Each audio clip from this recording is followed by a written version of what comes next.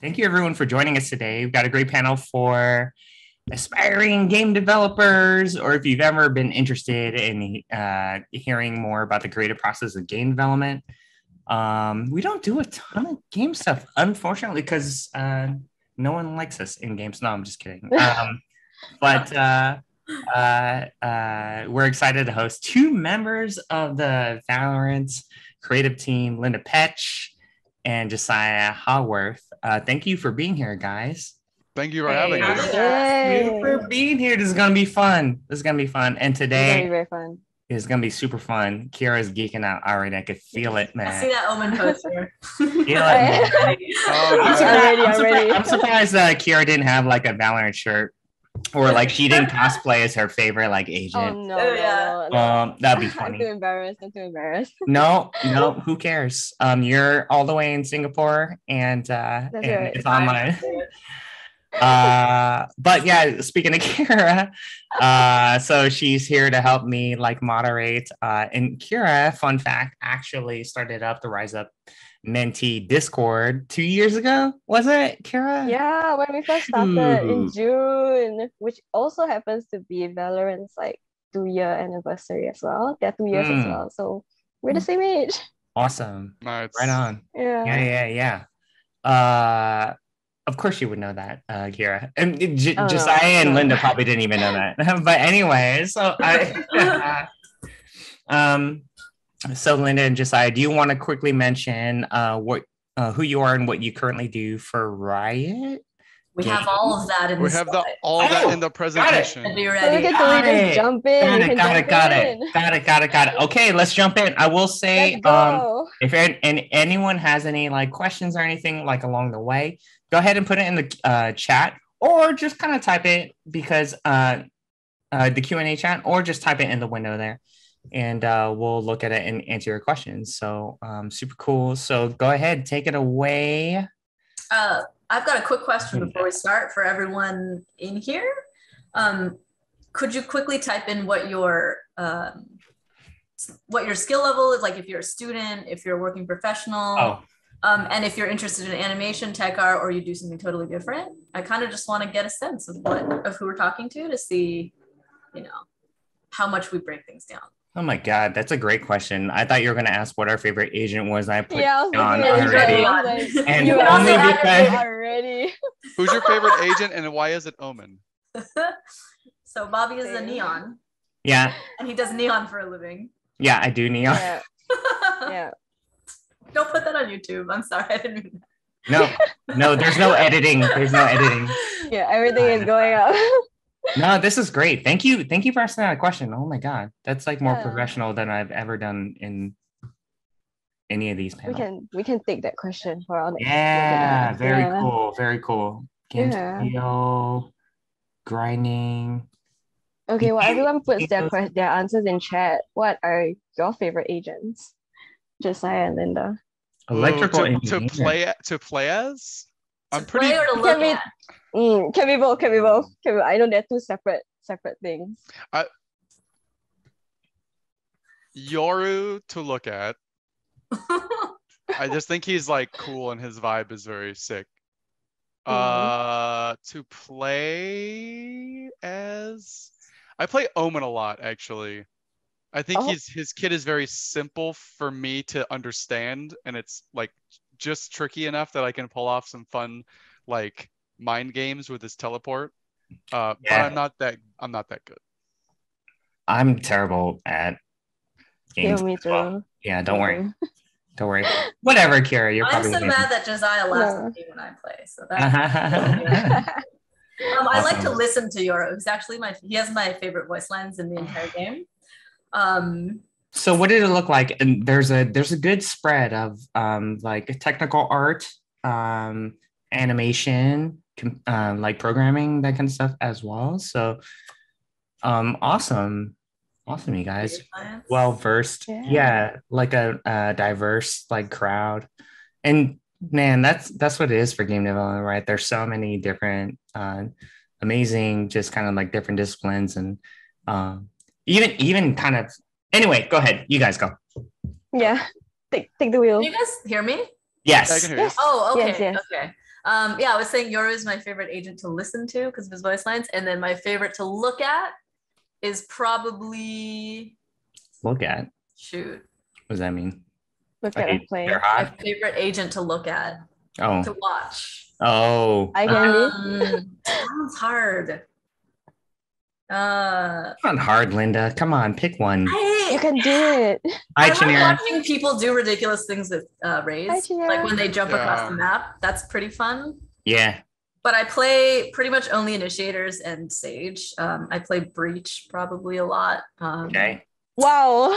I love to stun and blind my own team. That's my favorite thing to do. So you would think I would play Phoenix, but I just initiators.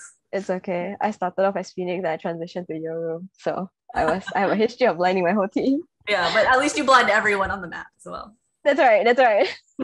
That's messed up, Kara. If everyone can't see, nobody can see me. Yeah. All right. Yeah. So do you want to, Linda, are you sharing screen?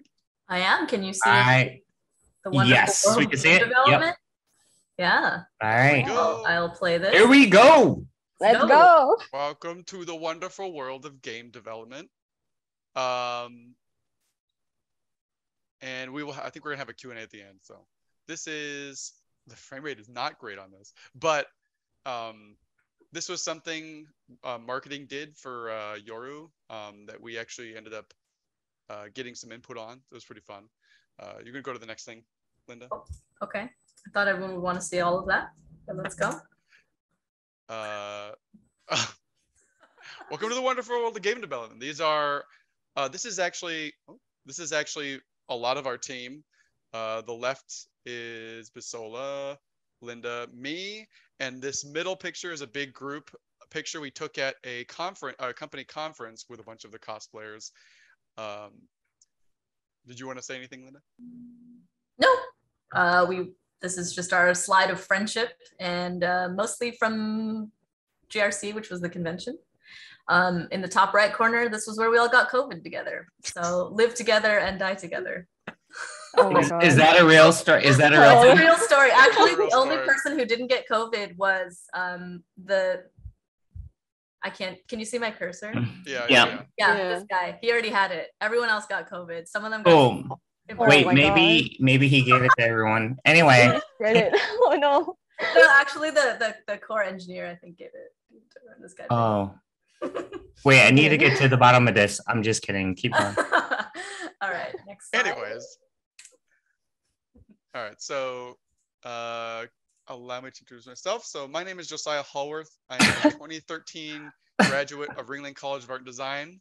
I've been a game developer since 2015, and I'm currently a senior animator on Valorant for Riot Games since 2019. And this is kind of a distillation of me. Who am I? As we talked about just a minute ago, I was born in America, and I grew up in the Pacific Northwest, more specifically Washington State. I'm originally from a small town called Port Orchard on the Sinclair Inlet that is connected to the Puget Sound, and about an hour away from Seattle, or like Bobby, 20 minutes from Bremerton. And these are pictures. There's a nice little downtown in Port Orchard that's very charming. And we get snow like once a year right around Christmas. There's a lot of pictures in this one, Linda, so just go. I'm just gonna go to the stop end. There. Yeah. Okay. So my early years involved a small time being homeschooled, which I would not recommend, attending a Seventh-day Adventist middle school, which I would also not recommend. And I spent and then I went to regular high school at South Kitsap High School, where I initially discovered a love for filmmaking, journalism, and video editing. And I originally came out of high school wanting to work for the Seattle Mariners, the state baseball team, doing video editing for their newscasts. However, after graduating high school, I became a bit endless and ended up working at a retail chain called Sears, selling shoes and eventually electronics. I worked there for almost 5 years while aimlessly attending college courses at Olympic College in Bremerton, starting in 2002. I'd always loved The Iron Giant. It was like my favorite movie when I was a kid. And then in 2004, Incredibles came out, both made by Brad Bird, who is a god tier filmmaker. Well, I loved his animated movies. It became my favorite movie of all time, and I basically watched it every day on repeat while I was working in electronics and Sears. I would just sit there and watch the movie. And during this time, I enrolled in an animation course at that community college and realized it was something I wanted to pursue as a career. But I didn't know how to actually do it until sometime later that year. I went to Disney World in Florida with some family members and discovered that my cousin was actually going to an art school in Florida, which ended up being Ringling College of Art and Design. I ended up applying and I got rejected twice. And then on my third application, I was approved to join the game art and design major, which, as was told to me, was just animation for games. However, at the end of the first year, when I was like, I can't wait to, animate on games next year, they're like, wait, no, what do you mean? We don't actually animate for games in this course. This is all about environment and like design. And I was like, oh, that's not what I was told when I signed up. You got scammed. That isn't, yeah, kind of. I was like, this is not good because it's also a really stupidly expensive college and I don't have money. So, but luckily I was able to switch. I got in like at the last minute, at the very end, to switch majors to the next year. So I was actually stuck in a couple classes from the previous year. So I was like doing like some back classes. I met some amazing people. The people in the middle is me with a weird kind of I look photoshopped in this picture, as Linda says, with some of my friends. Sorry. Someone says that your audio is a little bit low, and it is a little bit low. Oh, I'll put this up. There you Is that better? Let me put this up. Thank you. Thank you. Is that better? Yes. Okay. Yeah. Amazing. It sounds like you're right next to me. Oh.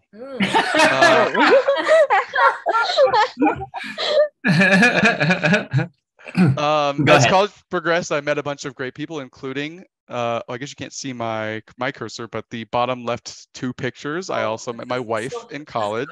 Oh. And it looks like you were very enamored with her at the time. I do really like this picture. It does look. The one where you're talking to her, this one? Skeptical. Yeah, it's yes, very, very much so. And then she's attacking me in the next one. But the guys in the middle picture and the one below that were my team, and we ended up making a short film called Brain Divided. This is the night before our like final crit, and we were both just like dead tired, and the third group member was just, I don't know, psyched out of his mind. I didn't understand it, but now it's on. The film is on YouTube. It's called Brain Divided, and check it out. That's basically and I graduated with that film. Nice. This is the poster we made for. I think we printed them and put them around the campus. Awesome.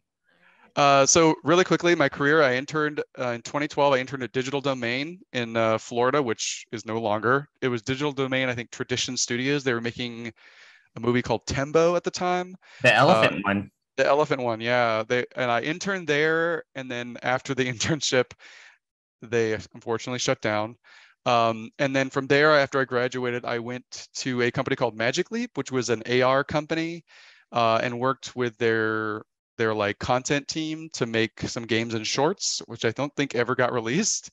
And then I left them after a year to go work at a contract at Jib Jab Media, which was a greeting card company that also, and then kind of started branching out, and they made storybots.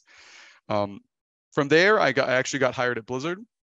And I was on WoW for 2 years initially, working on Warlords of Draenor and Legion. And then I actually switched over to Overwatch after it came out because I got super obsessed with Overwatch, and I ended up getting friendly with some of the animators on that team, and eventually like applied to switch teams. And so on Overwatch team, I worked on Moira, Brigette, Baptiste, Sigma, Doomfist, and Lucio, doing various things like emotes, some first person, cool. Some third person, kind of a smattering of things. Like I did Moira's ultimate animation in first person and third person. I did Baptiste 3P. I did most of Sigma's, well, half of Sigma's 1P, and then the Lucio emote where he like plays the DJ station. And now at Riot Games. Oh yeah, I saw that. Yeah, now I'm at Riot Games. And I helped ship Valorant. Been on Valorant since 2019. Which company is better? No, I'm just kidding. Nice. Keep going. Go ahead. Okay. So this is a quick smattering of stuff I've done over the past since my start in the games industry. So I've got a bunch of Valorant stuff on here. The middle stuff is more Overwatch because that's older stuff. So yeah. Awesome, man. Nice. Great, dude. Amazing. Did I skip something? No. And then you adopted Cats and Linda. Cats and Linda. So apparently it's animated with Josiah slides because I just used the same template. I'm Linda. I'm a technical artist. I do rigging. We don't only do rigging, but for the purposes of the characters and this presentation, we're going to stick mostly to rigging. The technical artists on our team kind of do a little bit of everything, but I'll get to that in a later slide. The cat I'm holding is Barry. The black one is Cole, and there's Wheatley in her gremlin pose. They're down here. Oh! See them. Yay! All right. A little bit about me.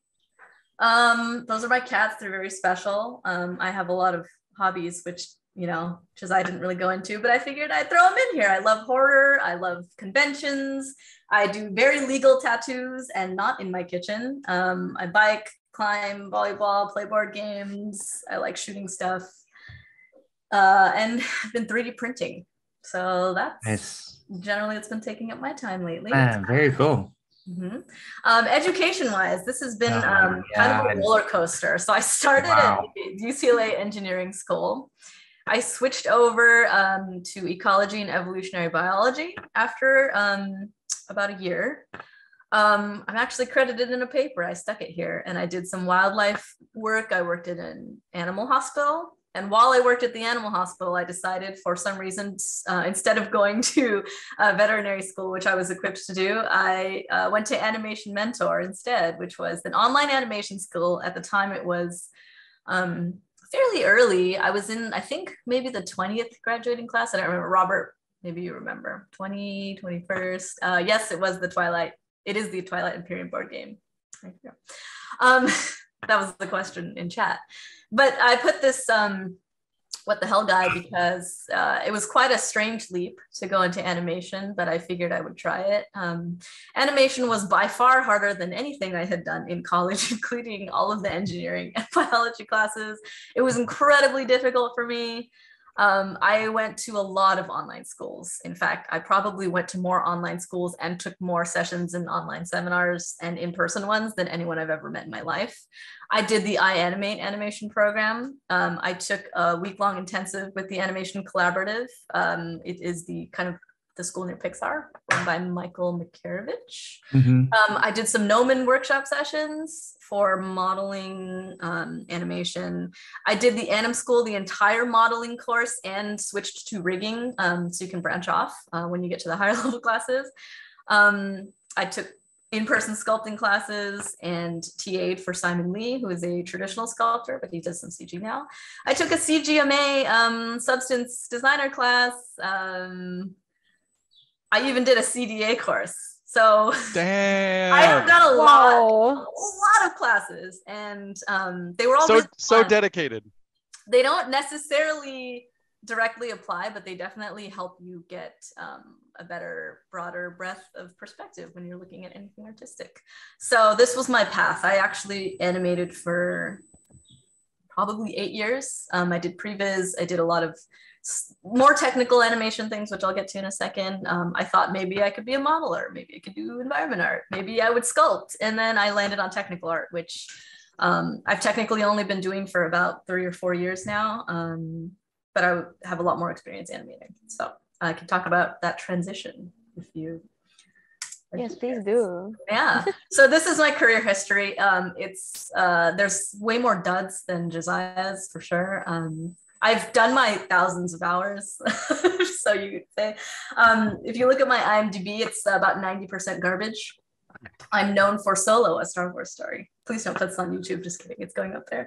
The first game I worked on was Lost Planet 3. I started as an intern, and eventually I became cinematic assistant director because I was the only one who knew how to get cinematics in the game. So I worked on all of that stuff, as well as coordinating the in-game conversations, the NPCs, the pathing they did, going to mocap shoots, pretty much any cinematic that was in the game I messed with. I also worked on some cinematics for the Halo Anniversary remake. That was with Blur. I worked on some trailers there. I worked on King's Quest, the first 3 episodes, which was an episodic, somewhat remake slash prequel type game of the original old King's Quest. I worked on a bunch of movies, a bunch of rides.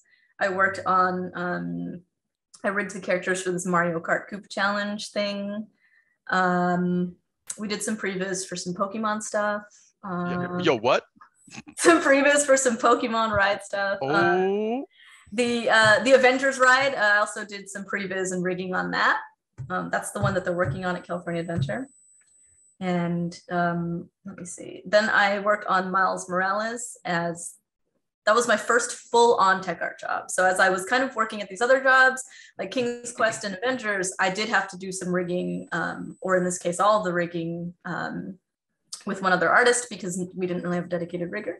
So eventually I just became a full-time tech artist. And this cat suit I like to take credit for because I did set up the suit and also rig parts of the cat and the backpack, all that stuff. And I like to also think that it was my idea that the cat got in. So I'm going to take credit for that. Nice. That was a really fun section of that game. There's features for the cat. So the cat will jump out of the backpack and, you know, punch the person. Yeah. And then, so after Miles Morales, which shipped for PS4 and PS5, I got hit up by a recruiter from Riot who's like, hey, have you played Valorant? And I'm like, well, so at Riot, I worked, Chamber was my first character, and then I worked on Fade. And now I'm on the new character. So there's currently only one rigging tech artist on Valorant right now. Nice. Is that it, Linda, that you've done with your life? No, I'm just kidding. Linda, there's more. All joking aside, that's incredible. I'm so impressed. I'm so impressed. I don't even know what to say. I mean, you're probably like 25, so, and I'm definitely not 25, but you're about 10 years off. But I'm so incredible work. Anyway, yeah, go ahead, keep going down the sharing with us. Thank you so much for sharing that. Yeah, thanks. Okay, so Colin just asked a question that I typed in the answer for. Okay, so now I'll talk about just a really brief overview of like the different kind of groups within the game development process for that, focusing on characters. The kind of the ones at the top that organize everything are producers, of course. They're the masters of the schedule. They help keep all departments communicating on time and on task. The next group would be like narrative. Narrative provides the basis for the character's personality, their powers, and actors or characters that the writers feel embody that type of character or hero they want to create.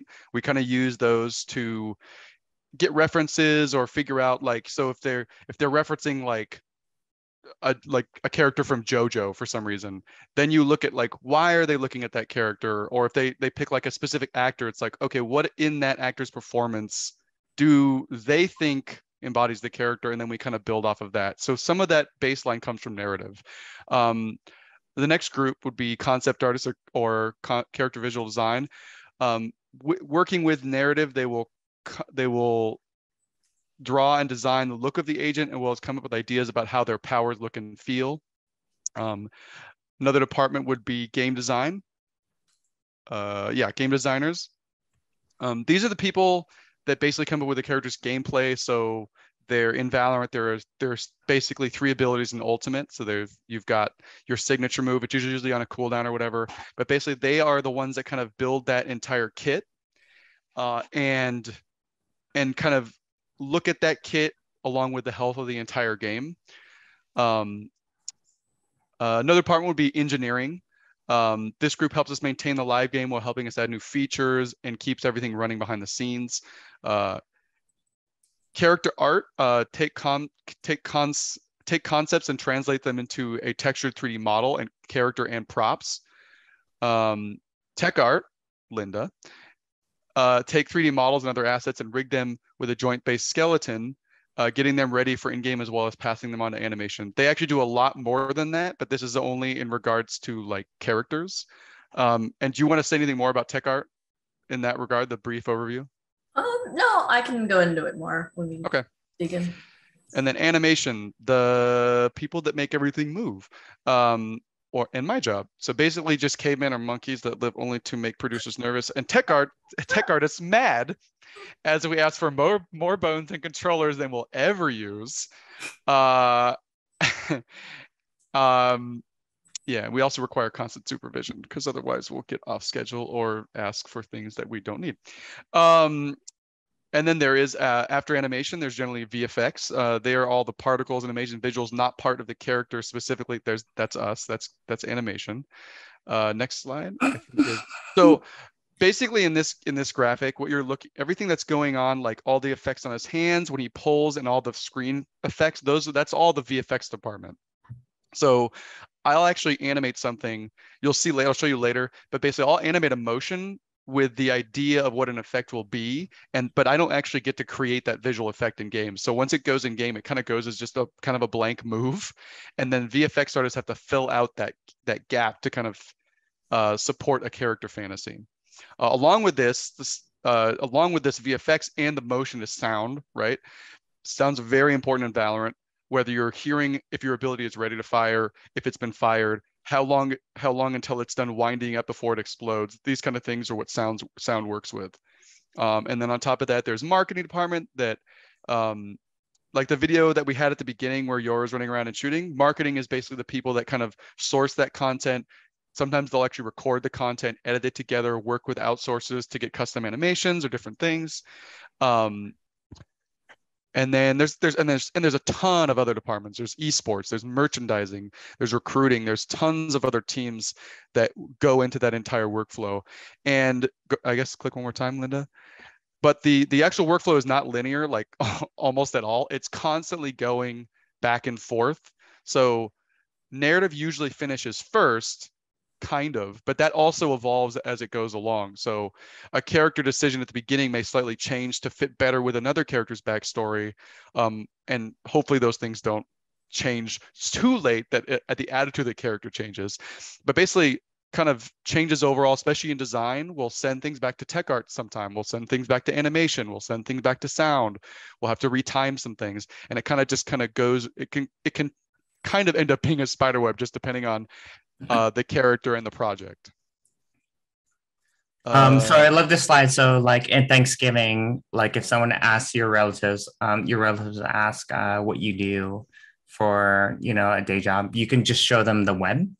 And we're like, oh yeah, cool. Okay, yeah. I think cool. the way that I actually explain it to some relatives is I actually basically say I'm like a digital puppeteer. Like I basically just have a bunch of bones that I like make move around like a puppet. Yeah. Because otherwise I don't know how else to explain like what animation, like 3D animation means. Because like animation, because it's a good description.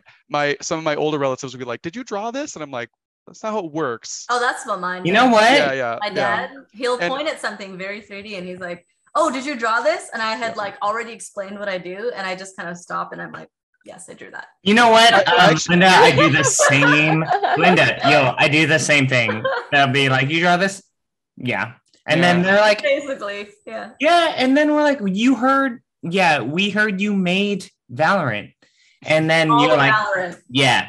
Mm-hmm. Yeah, that's what I did. Yeah, that's what I say. I say 1 year ago, I made all of Valorant. I made it. I don't want to get into the nuts and bolts. I made it. Go ahead. We have a question from Linda.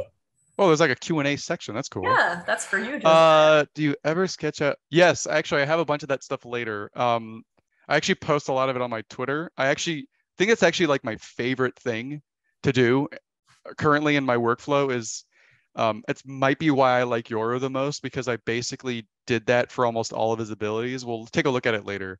But I love drawing VFX on top of it because I think for me, I don't like animating something and then just kind of throwing it to a different department. I like really, one of my favorite things in doing this is actually how dare you, Linda? Because I love the connection between sound, VFX, and animation, because I think when those things are intertwined in a video game like Overwatch or Valorant, you get a much better, more interesting character read. And it's because like it correlates, right? Yeah, and the motions you do correlate with the effects.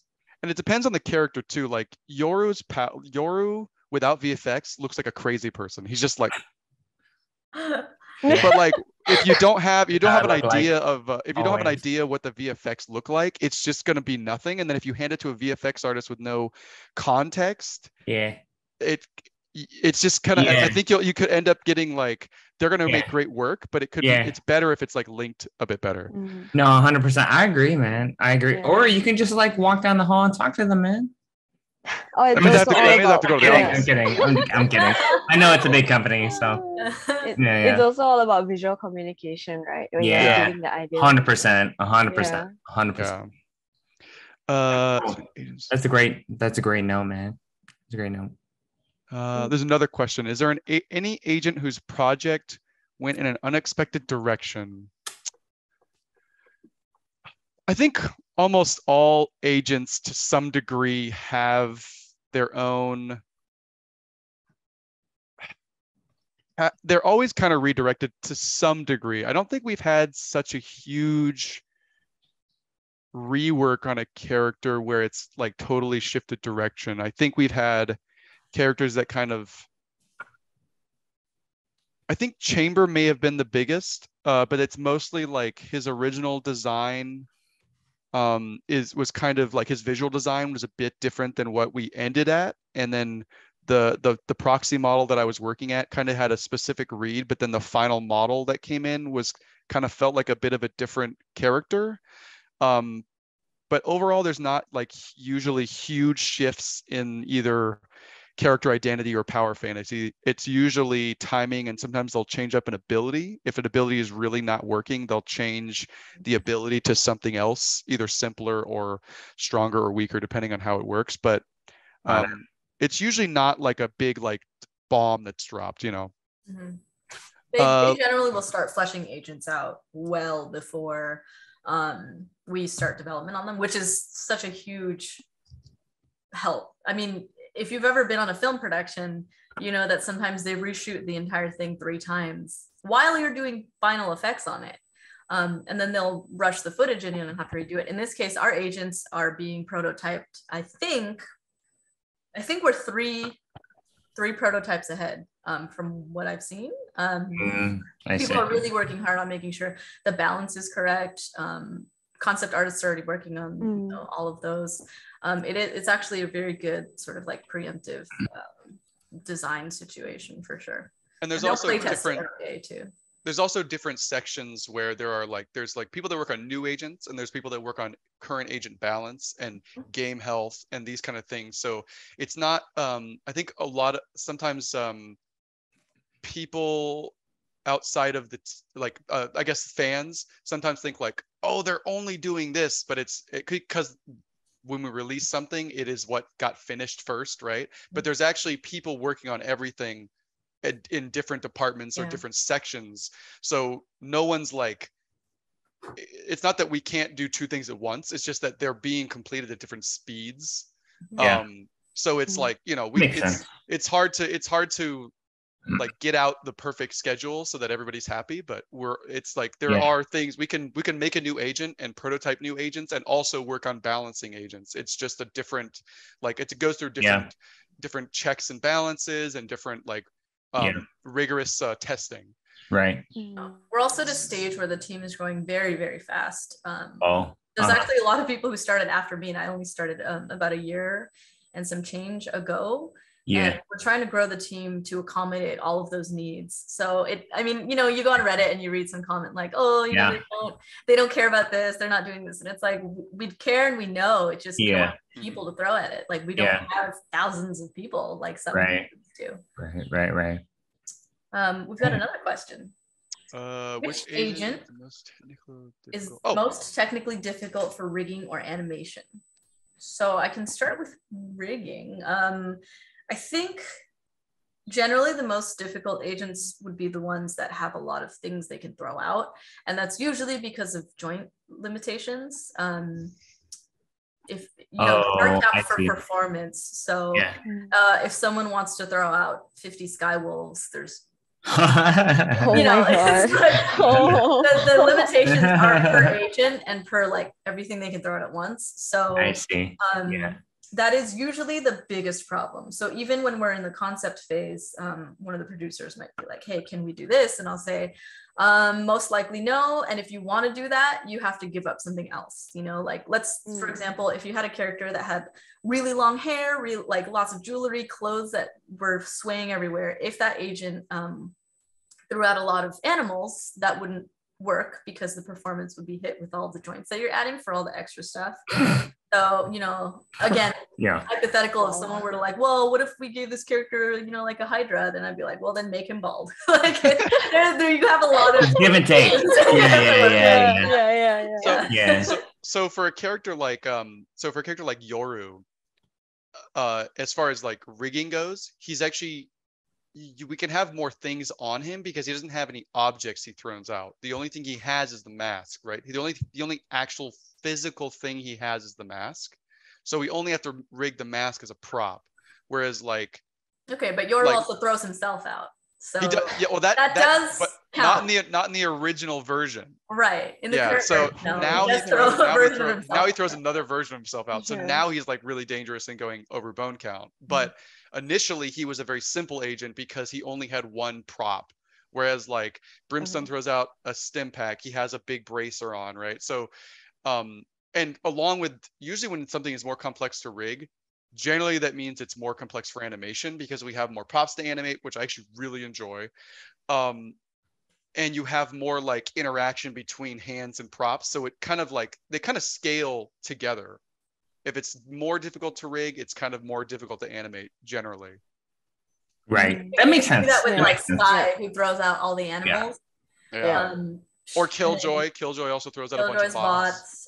Fade's cat monster. There's two of them, and she can technically throw out two at once. So now you basically have 4 cats that are running around. So I have like a really, really interesting like question / comment of that kind of thing of like Josiah. So like, you know, I mean, I hate to ask like a question that's like no duh, but like with bone count, when you say bone count, right? What do you mean? Oh, okay. That's actually a very good question. We might be, you know, for people trying to get into the industry, just kind of like that bit.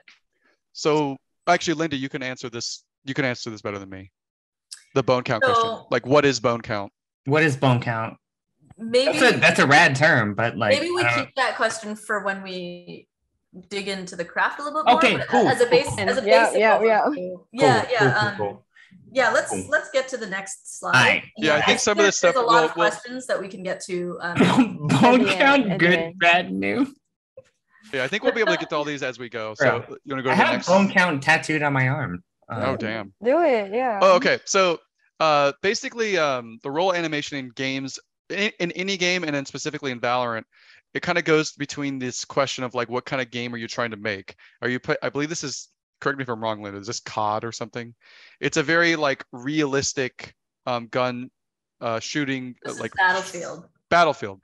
It's a very realistic gun, right? When you pull the gun up, there's it's not realistic at all. I mean, it's okay. It's the motion of it is more naturalistic to give you the feel of like lifting the gun up, it's and no like there's a lot of weight, and the gun moves, and there's a lot of sway, right? Or on the opposite side, you have the same type of mechanic as a sniper, but it's really, you don't care about movement. You don't really care about making the gun feel real. It's all about the arcade and the kind of like snappiness of the gameplay. And it's more about making it quick and snappy and arcadey than it is about pushing it towards realism. So you're going to animate differently. On the next, you go to the next slide. Similarly, in a two air quotes similar games, something like Red Dead, do you want your animation to like really be about fulfilling the fantasy of being a cowboy in the Old West, where you're like literally scaling or skinning an animal alive and you animate the whole thing in order to get the item? Or do you want to be able to walk up like in Outer Worlds, and just hit a button, or like Fallout and hit a button and get the same item, right? So one requires animation and a lot of it, and the other doesn't require any animation. So it just depends on the game you're making. So, and for a game like Valorant, it's basically we're going for this like tactical hero shooter versus like an Overwatch, which is like an arcade hero shooter, right? We are really focused on the guns in themselves, and then the abilities are kind of like the utility of the game. So we make different decisions based on the hero, and because it's the type of game we have, right? I've animated in both Overwatch and Valorant, and there's a kind of a very different overall animated style, and also very overall different intentions in the gameplay, right? Yep. And then one of the big differences too is like, because it's a attack shooter, the hitboxes and the skeletons have to be the same. Whereas in Overwatch, you can have a gorilla, you can have a tiny Torbjorn, whatever he is. Like the body shapes and tiny hitboxes Torbjorn are very different. But then you'll also notice that you'll encounter some balance issues when things are that different, right? Like there's a reason certain characters are huge but strong because their hitboxes are huge. Whereas in Valorant, because you're constrained to the same skeleton, a lot of the animation has to be confined to a certain space on screen. Right. Yeah. So for technical art, I'm going to hop over to technical art before we dig into the animation, because technical art comes before animators can have anything to animate. So there's a lot of different names for both technical artists, technical directors, and the things that they do. So a lot of people will ask, what is technical art? And it's not only different per industry, it's different per studio. So I've worked at studios where they call you a character TD, and we weren't allowed to call ourselves technical directors. Other people will call you technical directors. Some people will call you a technical artist, and some studios will just call you a rigger. There's many different names for it. But technical art at Riot as an entire company-wide department will encompass rigging, which is setting up characters and assets for animation. So if you can see my cursor, that's aligning bones to the geometry, skinning it so that the geometry actually moves with the bones, and working with either automated systems or adding our own controllers so that you can grab those bones and you can grab the things that drive those bones, because it's not always a one-to-one relationship, and it usually isn't. And this isn't just characters, it's the same setup for, you know, any kind of weapons that are animated, things with moving pieces, basically things that aren't simulated in the effects and are not done in shaders. So that's another department of technical art. Shaders, people will do procedurally generated things. So if you have ever taken or seen anything Substance Designer, obviously you're not going to have someone go in and hand paint every single brick. You're going to create a way, a network of nodes to basically be able to apply brick that looks different enough so that it doesn't look repetitive and that it still looks realistic. So there's some artists who will make entire networks of things like this for games that tend to be a little bit more realistic. There are also technical artists, and then they kind of are more on the modeling side, but they will go in and hand paint the textures depending on the style of the game as well. And they'll do material work, and that could include anything from actually hand painting the textures to making, you know, a node network that generates them, or something that allows the artists in whatever engine you're using, they will expose parameters. So you can also do a lot of that work in the engine. And then there's tools and pipeline technical artists, which they'll make, I mean, as a self-explanatory, the tools in the pipeline used by artists, and anything that kind of streamlines the process and allows artists to just focus on generating the art and iterating. That can be Maya based. It can be things that export from Maya into, we use Unreal, so things into the engine. It can be things that are added to the engine directly. We also have, you know, engineers for the engine itself. And then anything that goes between that. So our tools and pipeline, my manager made software that checked everyone's machine to make sure it was set up correctly with, you know, version control, all of those things. So basically any tools that make your lives easier, that's going to be handled by tools and pipeline. Yeah, are there questions on that? Let me see if there's a relevant question, and then we'll hit the relevant questions when we get to those slides. There's a question about, as a rigger, do you do any scripting within Maya? I do scripting when I find myself clicking a lot of the same repetitive functions over and over again, or if I have to do something that encompasses lots of bones or lots of pieces of geometry. Generally, if I find myself clicking more than 3 buttons doing something repeatedly, I'm going to script something for it. I don't script a lot. I'm not good at it, but I will try to stumble my way through and figure out how to do it. And then I'll make, small additions and changes to tools as we go as well to try to get a lot better at it. It's a lot easier to try to do small features on something than to do your own fully fledged program, especially if you're not familiar with code bases the way a lot of the really advanced tools and pipeline artists are. You want me to keep asking? There's a couple more rigging questions. Linda. Yeah, I'm seeing them. Okay. How automated is your rigging setup for Valorant? Automated. We have components that are pre-made. By pre-made, I mean that the code is pre-made in which you would specify, if you select a joint, you make this component for it. So let's say you wanted to add 10 arms to a character, you would use the arm component to add all of those arms to the character. And those are based on the joints.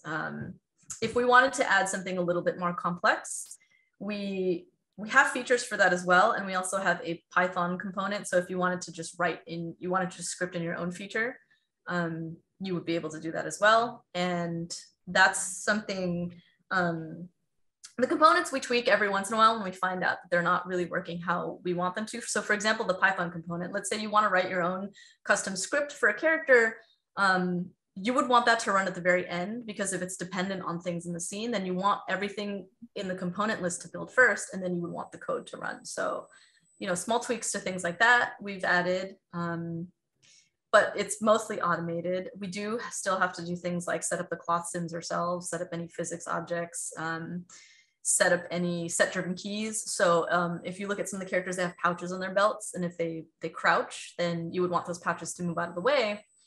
But if the characters are sharing the same animation, then you want to drive that character's pouch with the core skeleton. So let's say, your arm moves up here and then you have a pauldron. You would want to, on that character, set up a key so that when the arm goes up here, the pauldron moves with it. Otherwise, it's going to look like this. And then you're going to just have a pauldron sticking through. Or you'd have to have an animator that would, every time he raised the arm, he would have to pose it independently, which I just don't want to do because I'm so Which we're not going to make you do, because anytime something gets updated, it would mess up. So we want to automate that as much as possible, either with a set-driven key. Unreal also has nodes that allow you to take a percentage of rotation. So let's say you want to twist the arm here, but you don't want the pauldron to come all the way over here. Am I using, is it pauldron? Those are the pauldron is like I think it's like a WoW shoulder pad, right? That's yeah, basically I think what so. it is. Yeah. So let's say you have a pauldron here. You don't necessarily want it to face all the way forward. So what you could do is have it apply a percentage of rotation in a blueprint node in Unreal. So if the arm twists here, it just goes this much. It doesn't do the full thing. So you say, give me only 10% of the rotation or something like that. So depending on the part of the character, that's what you would want to set up. So there's one more, I think, rigging question.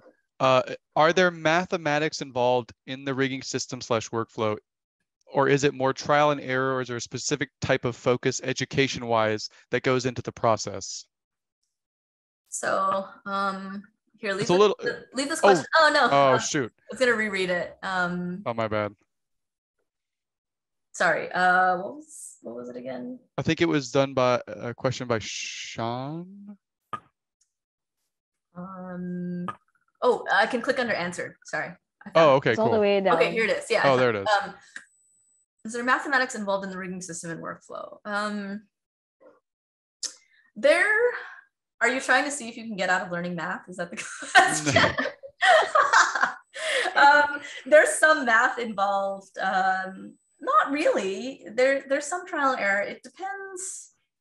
It really depends what you're trying to do. So in the example I just described with the pauldrons, obviously the math is going to be, do I use 30%? Do I use 10%? But you can tweak that and then test it. And that's one thing that's really awesome about games, right? You have this real-time feedback. As soon as you change value, you can hit play and you can see what that does. And you can tweak it from there.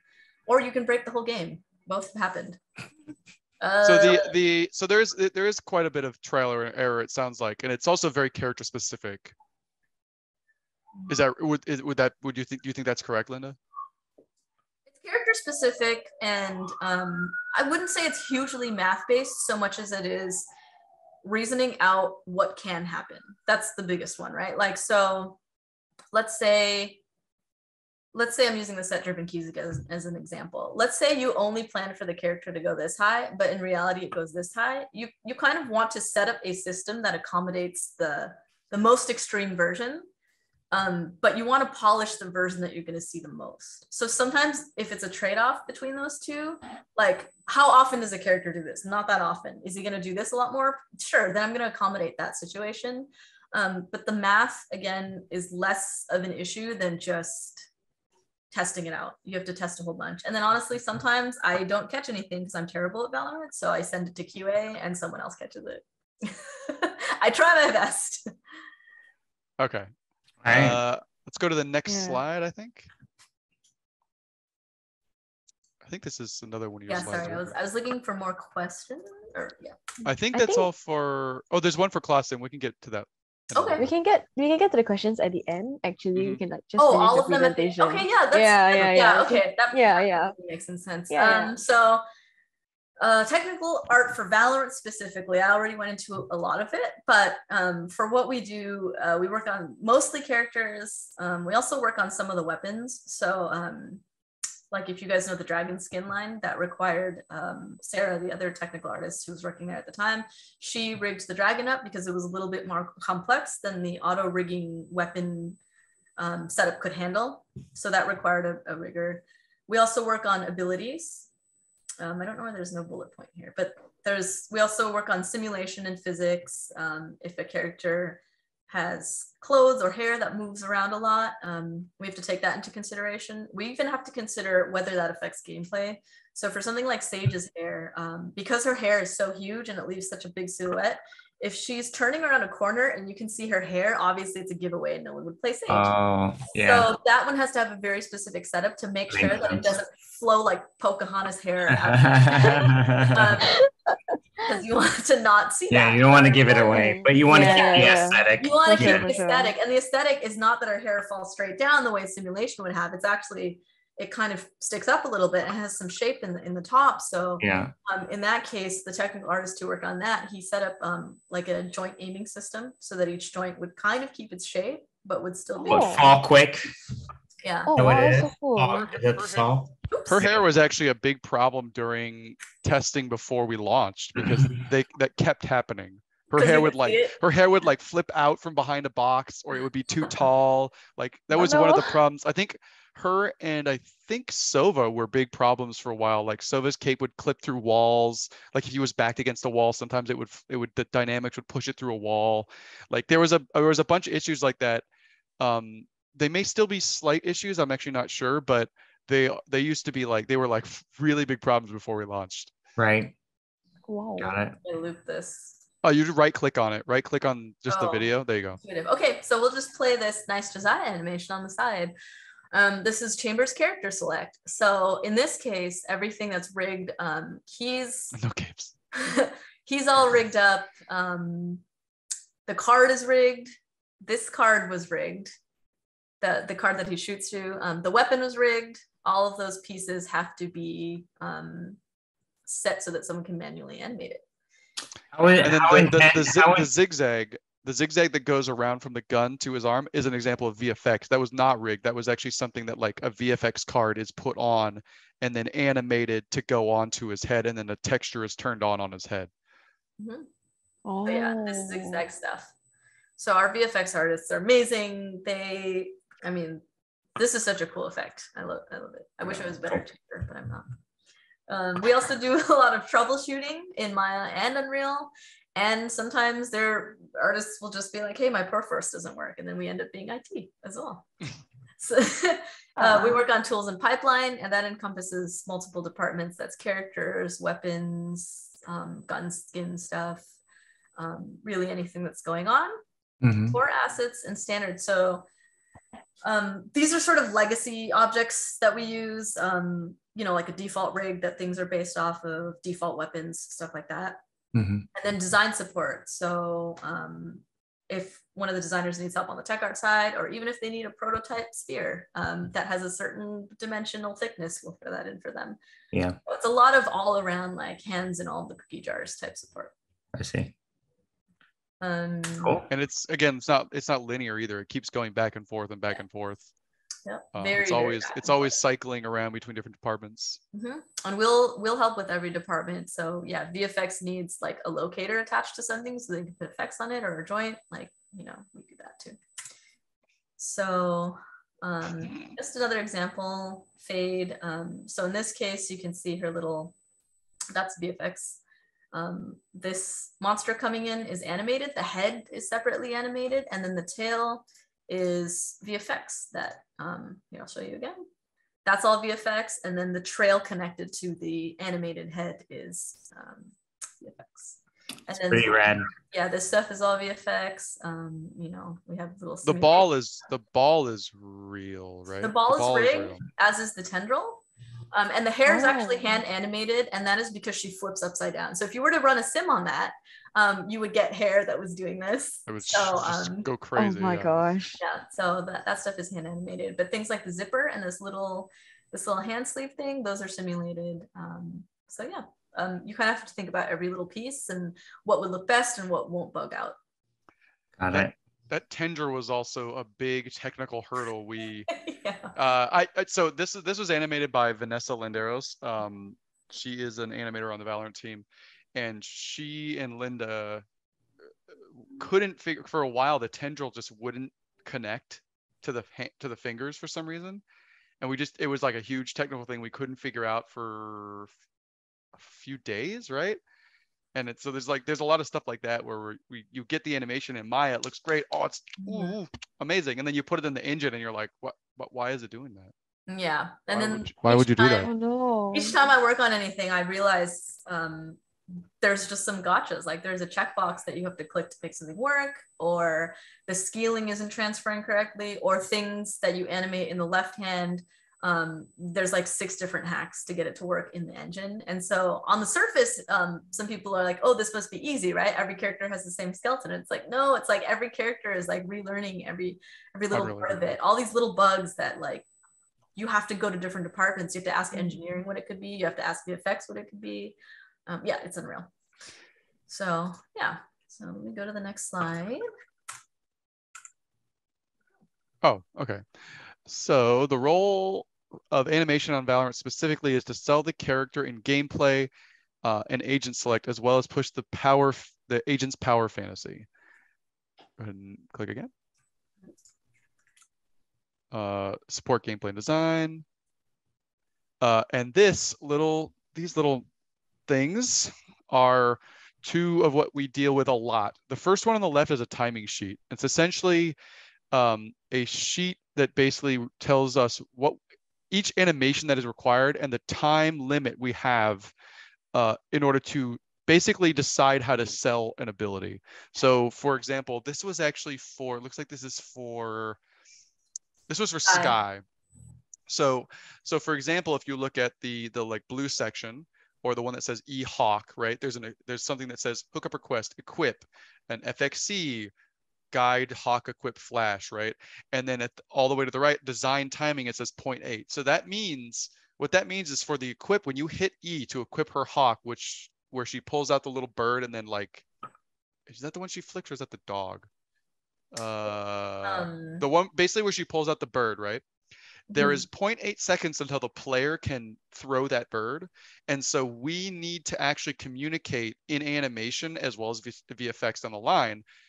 The moment you can throw it, it's something players will learn naturally, but it is easy. It makes it, animation can make it easier for a player to learn something if they include some kind of motion tell. So for example,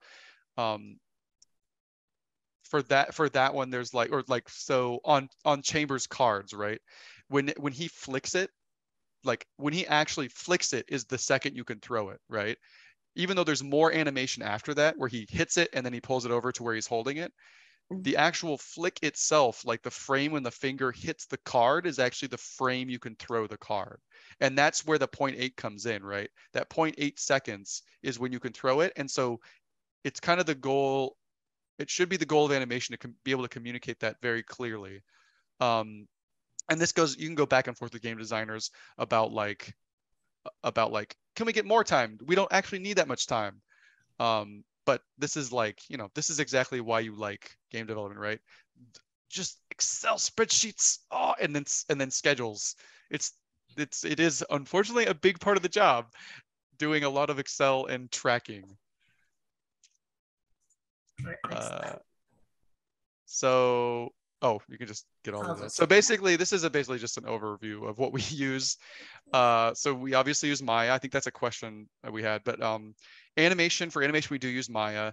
I'll use Photoshop, and we use for like VFX drawovers, and then we do use the Unreal Engine.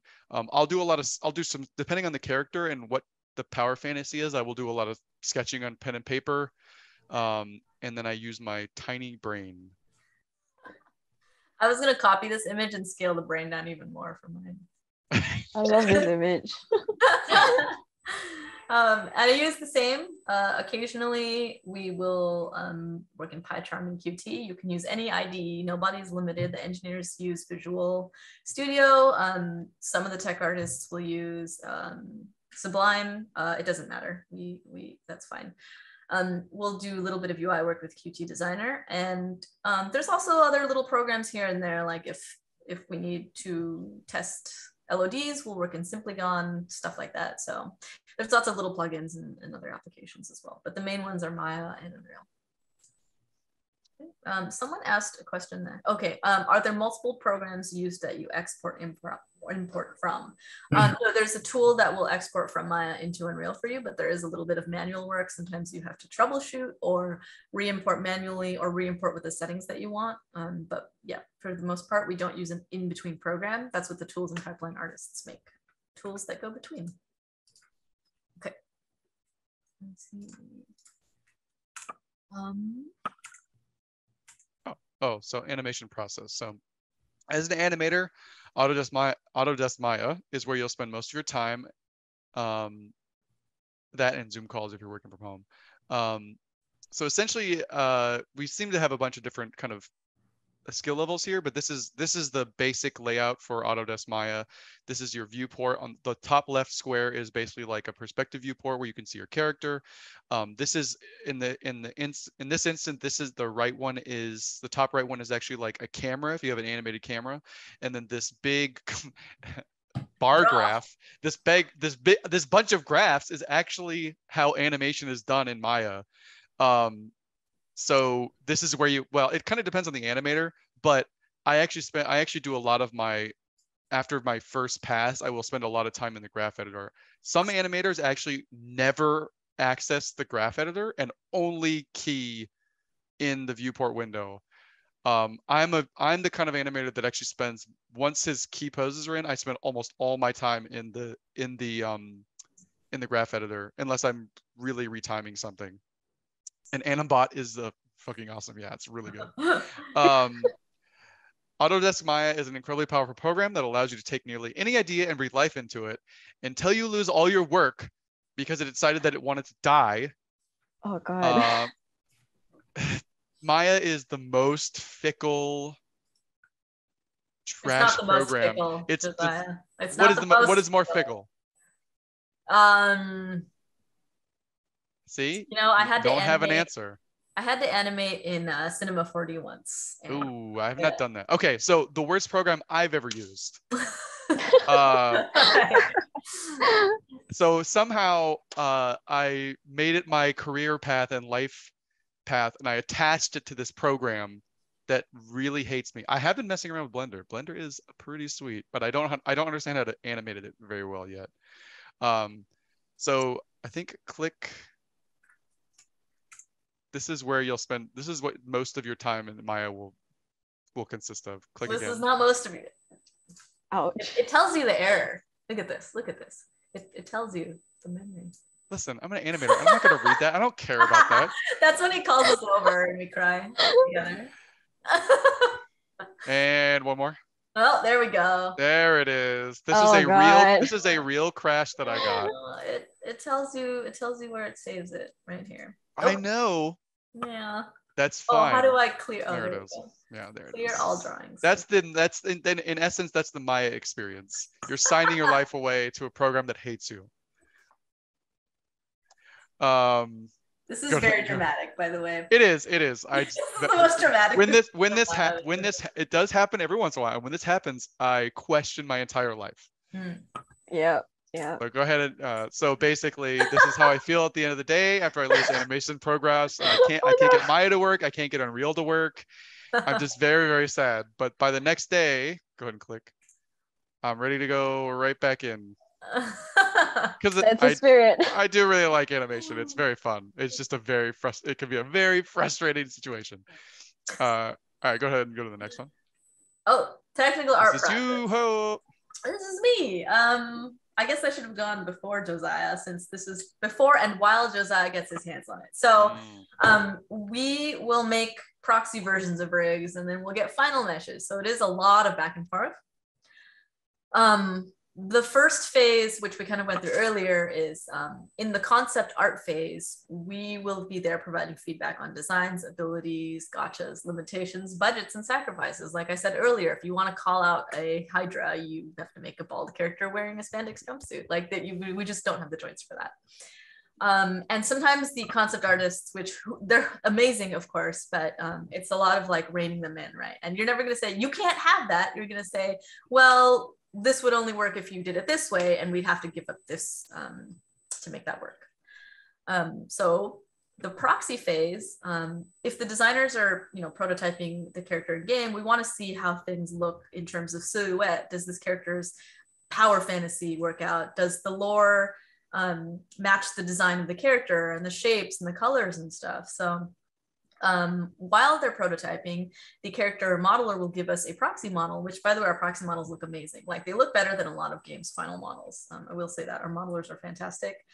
We'll rig up that proxy model from the character team, and we'll also rig the abilities. And sometimes those abilities aren't modeled or fully concepted out yet. So if they have some vague idea of what it's going to be, like, oh, this is definitely going to be an orb throwable, then we'll just give people something that is the right size and shape, and then they'll work with that until we get something final in.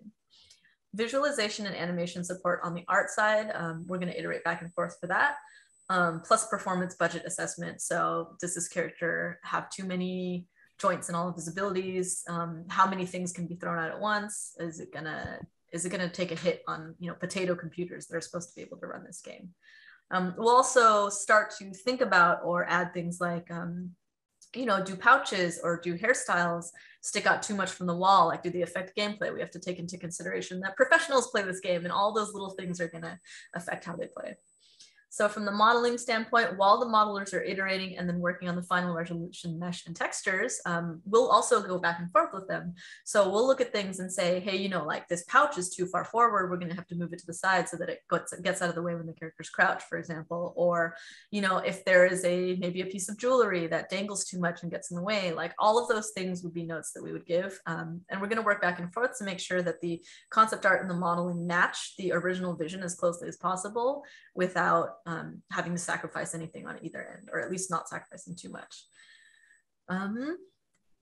So this is the final version 2 whip ohno.ma stage. We'll get the final game models and the character select model, and we'll give it a face. So if you've noticed, the character select assets, the faces are a lot more expressive. That's because they have a face rig. And then Josiah will demand things constantly. And then we will generate LODs, which are levels of detail. They're lower resolution parts of, like, versions of the model. So if you're far away, you're gonna see lower LODs, right? You're gonna see, I guess, what's the phrasing? Higher or lower LODs? Because it's LOD 2, so it's technically higher. You're gonna see a lower resolution model. Lower resolution LOD. So it'll be LOD 2 or even lower. You usually will never see the transition, but if it's done right. There are instances in other games, like I've noticed it in Overwatch playing for certain characters, but I've never actually noticed it in Valorant, to be honest. Yeah, generally, it's based on distance, and then we'll prune out bones. So, if you're far away from a character, you can't even see what their fingers are doing. So if you prune out the finger bones, you're gonna save on performance and not take a hit on visual fidelity. So you could probably like zoom in. So sorry, really quickly, LOD for the audience, if you don't know, is level of detail. Yeah. mention that. So like if the character is really far away and you prune out the bones like you said in the fingers, there's a chance if you were to like look back at video and zoom in enhance, you actually might see that their hands, instead of holding the gun, are actually just like this. The fingers are actually just like this. Yeah. It's like very difficult to see, and it's not gameplay impacting. But it does help your computer render things better by swapping out and pruning out bones and stuff like that. And then the models themselves will also have lower resolution, significantly lower. And sometimes it's a joke. I mean, if you guys have played Spider-Man, yeah.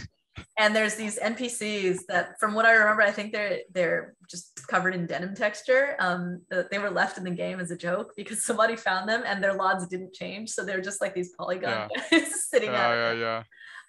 Do we cut frames like from soft games? Cut frames. We don't cut frames, as far as I know. Where does this from? Oh, do y'all cut frames like from software? I think that's more of an animation question. Are you talking about like in betweens, like so that you get like a more snappy movement? Or was it for optimization? Oh, it could be also for optimization. Reduce frame rate. There's animation. But it is not necessarily like no one develops from a low FPS, right? No. Yeah. Reduce. Oh, there's a lot of terms. All right. Cool. Okay. So then as wrapping that up, we would finalize cloth and hair simulation and then support VFX and help them out there. And in between characters, if there were two of us and we had downtime, we would fix or work on tools, core assets, things for other departments. We'll hop back and forth, bugs from other things, broken legacy stuff, tech support, onboarding new people and setting up their workstations, documenting all of it, premium content, which is skins. The skin line team is called premium content, and then agent updates like balance changes and stuff like that. Okay, let's go. Oh, okay. So this is I'll just go through a really basic breakdown. Go ahead and get all the images up, Linda. So essentially, just a very quick rundown of how like to get one animation in Valorant in the game, right? So first I'm going to go to the timing sheet. I'm going to look at the equip time, right? I'm going to then block out something. And then I like to get things in game as soon as possible. So I will just get my key poses. I'll usually put it in spline because if you ever check anything into a game that's in stepped, and especially in a tactical shooter like Valorant, those jerky motions that'll be a no-go. So basically I'll create the temp animation ID in Maya. I'll present it to the animation team to see if it works, if they think it could be better, what could be changed about it. And then I'll usually present that to the overall team in the character team. So like Linda's a part of that team. There's usually a tech artist, an animator, an engineer, a narrative person, a producer, the concept artist, and then I'll usually present those ideas and get them approved. And if they're not approved, I'll have to go back to the drawing board. But if they're approved, then I can basically export that animation out of Maya into Unreal. So the workflow basically goes that I will basically animate it in Maya. We have an export tool that basically takes that animation and turns it into an FBX, which is a file type that includes animation data. Then Unreal will read that. It will also read data on that tells it what skeleton it belongs to, and it will then create what is called an animation sequence in Unreal. For third-person abilities, they are also split up between upper and lower body, and then those things are hooked together in a secondary animation file type called a montage, and then that is actually connected directly to an ability, which allows it to then be played in the engine. Go to the next one, and then we just keep iterating on those ideas. So essentially, Yoru is a character that I had a lot of time developing. And we've got like these initial concept drawings. And what I did initially, because I was very excited about the character, obviously, I thought he was super cool, is I ended up going with based on his narrative packet, I started developing this reference board of because he was kind of like a street punk like a really cool character. So I kept looking up all these different either manga, anime, real photos, movie posters that kind of gave me the vibe that I kind of wanted to hit with him in animation. And so I ended up making the thing on the right. You see this basically like a beat board or whatever you would want to call it, like a style guide. Go ahead and go to the next one.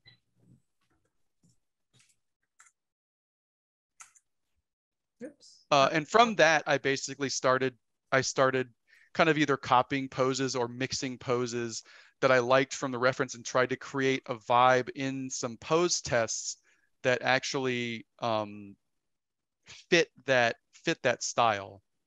Can you click the video down here? Oh, you want to play this? Yeah, and then of course I made memes. Oh. And this is also something that happened during testing the rig. They gave me a rig back, and I was like, oh, you gave me a bunch of bones to play with. So I ended up messing around and like doing all these like crazy poses. I love it. I love all of this. That's a pre-visualization thing, and we can show later. So, and then go ahead and go to the next slide. So this comes back to what somebody was asking earlier. About do I do like VFX over top? And these are things that I got to do on this character that I really liked, where I ended up doing like 2D VFX over to give like, to try to play with like attitude and style, even though they're not going to ever be seen in game, but it's something that like marketing can use, or like, you know, once, if we're to make more content with him, like it's also like the short, I sent the short they did with him, I think it's called Retake. I sent this over to Blur as like, hey, this is the kind of character stuff we were able to make while developing the hero that kind of give a vibe of what we're trying to hit. And so like the one on the bottom left, basically there's a lot of like wipes and stuff, and I think it's actually animated in stepped, but like I did all these like in-betweens where I can kill a frame, but I can draw a wipe, which you can't really do in engine without like very specific technical help. But in these tests, I really enjoy like kind of trying to play with that and like get the feeling in there. And then, so these are kind of like character processes that I would go through that I like to do if I have the time for every character I work on, but the schedule is not always consistent, so I don't get as much time to do so much character exploration or like fun tests for like personality. And if you go to the next slide, Linda. And then besides the character exploration stuff, there's all the ability explorations. So you can see on these different ones, these are kind of, you can maybe guess what these ended up being in the game. The top left one is his flash, where he basically like rips off a piece of this like dimensional barrier that he then forms into a flash and then throws it.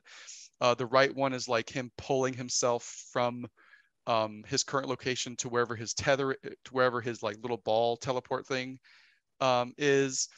This bottom left one was this like, for a while we had this fantasy that he had a butterfly knife that he like used to cut open holes in dimensions, but it ended up mixing up his power fantasy because it was kind of making people question like, well, is his power himself or is it the knife? And so we ended up kind of going with a more simple version that is him tearing apart the barrier as opposed to using some kind of weapon. But these are all like, these are all VFX drawovers that I did that I like, or they're in Maya. Like I think the bottom left one, all that stuff is basically temp geo and Maya, except for I think the wipes on the butterfly knife. So these are kind of things that we do. And so like basically as far as like go animation process, these are what I would basically pitch to the team and be like, hey, these are the vibes and these are the like feelings and the kind of like ideas that we want to pursue in animation. And then from then on, it's like, okay, well, is narrative cool with it? What engineering help do we need for this? What does VFX think, right? And because on these things, I was able to do some like of the pre-setup like VFX drawovers that helped down the line to kind of unify animation and VFX so that it gave it the correct feeling, and that VFX and animation really worked in sync, and our VFX artist on Yoru was insanely god tier. He was so good. Antonio, I can't remember his last name, but he was extremely great VFX artist. Let's go to the next one. And so like so I also did the CS for Yoru, and I basically did a storyboarded out things. This is something I learned in college at Ringling. I storyboarded out kind of like the main beats of what I wanted the shots to look like and different ideas I wanted to pursue. You can see that we'll watch the CS in a bit, but there's a couple additional ideas in here that didn't make it in. But basically you can see the first like kind of pass on the left, and then the final version. Actually, sorry, the left one is not first pass. That's like that's the Maya version. But I did a bunch of like in-engine VFX with like the goggle, his eyes, and all this different stuff. And you can see that some of those ideas like transferred into the engine. They put like the burning eyes on him, right?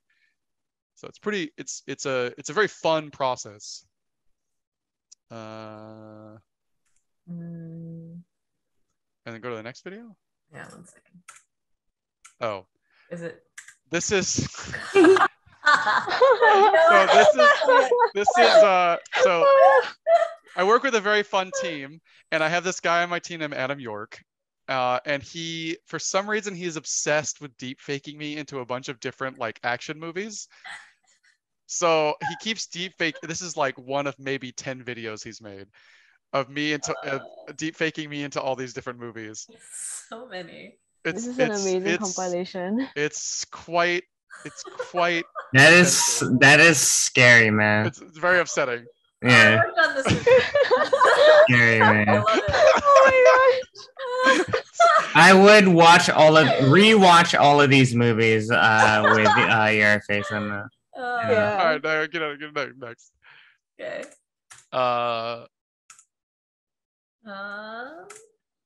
Oh, is being a game developer right from you? Let me load these all. Yeah. So being a game developer is very highly collaborative, highly just creative. a few, just a bunch of these things. So if any of these appeal to you, it's great. It goes beyond the position of the frame. Slide, yeah. Oh yeah, there's a lot. It's a lot.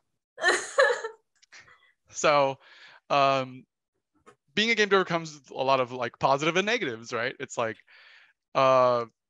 unilateral decision making, high pressure, crunch, long hours. But it's like a highly collaborative, highly creative, fun field that involves wearing a lot of different hats and problem solving. There's tons of variety in game development, whether you're on, even studios like Riot or Blizzard, right? And different studios like Sony, all these different studios actually have multiple projects as well. So if you're in one company, you can also, if you don't like the current project you're on, maybe you can transfer to another project. There's tons of opportunity to do kind of different work. And these are definitely based dependent on the studio you're at. So you may work at a studio that is not collaborative at all.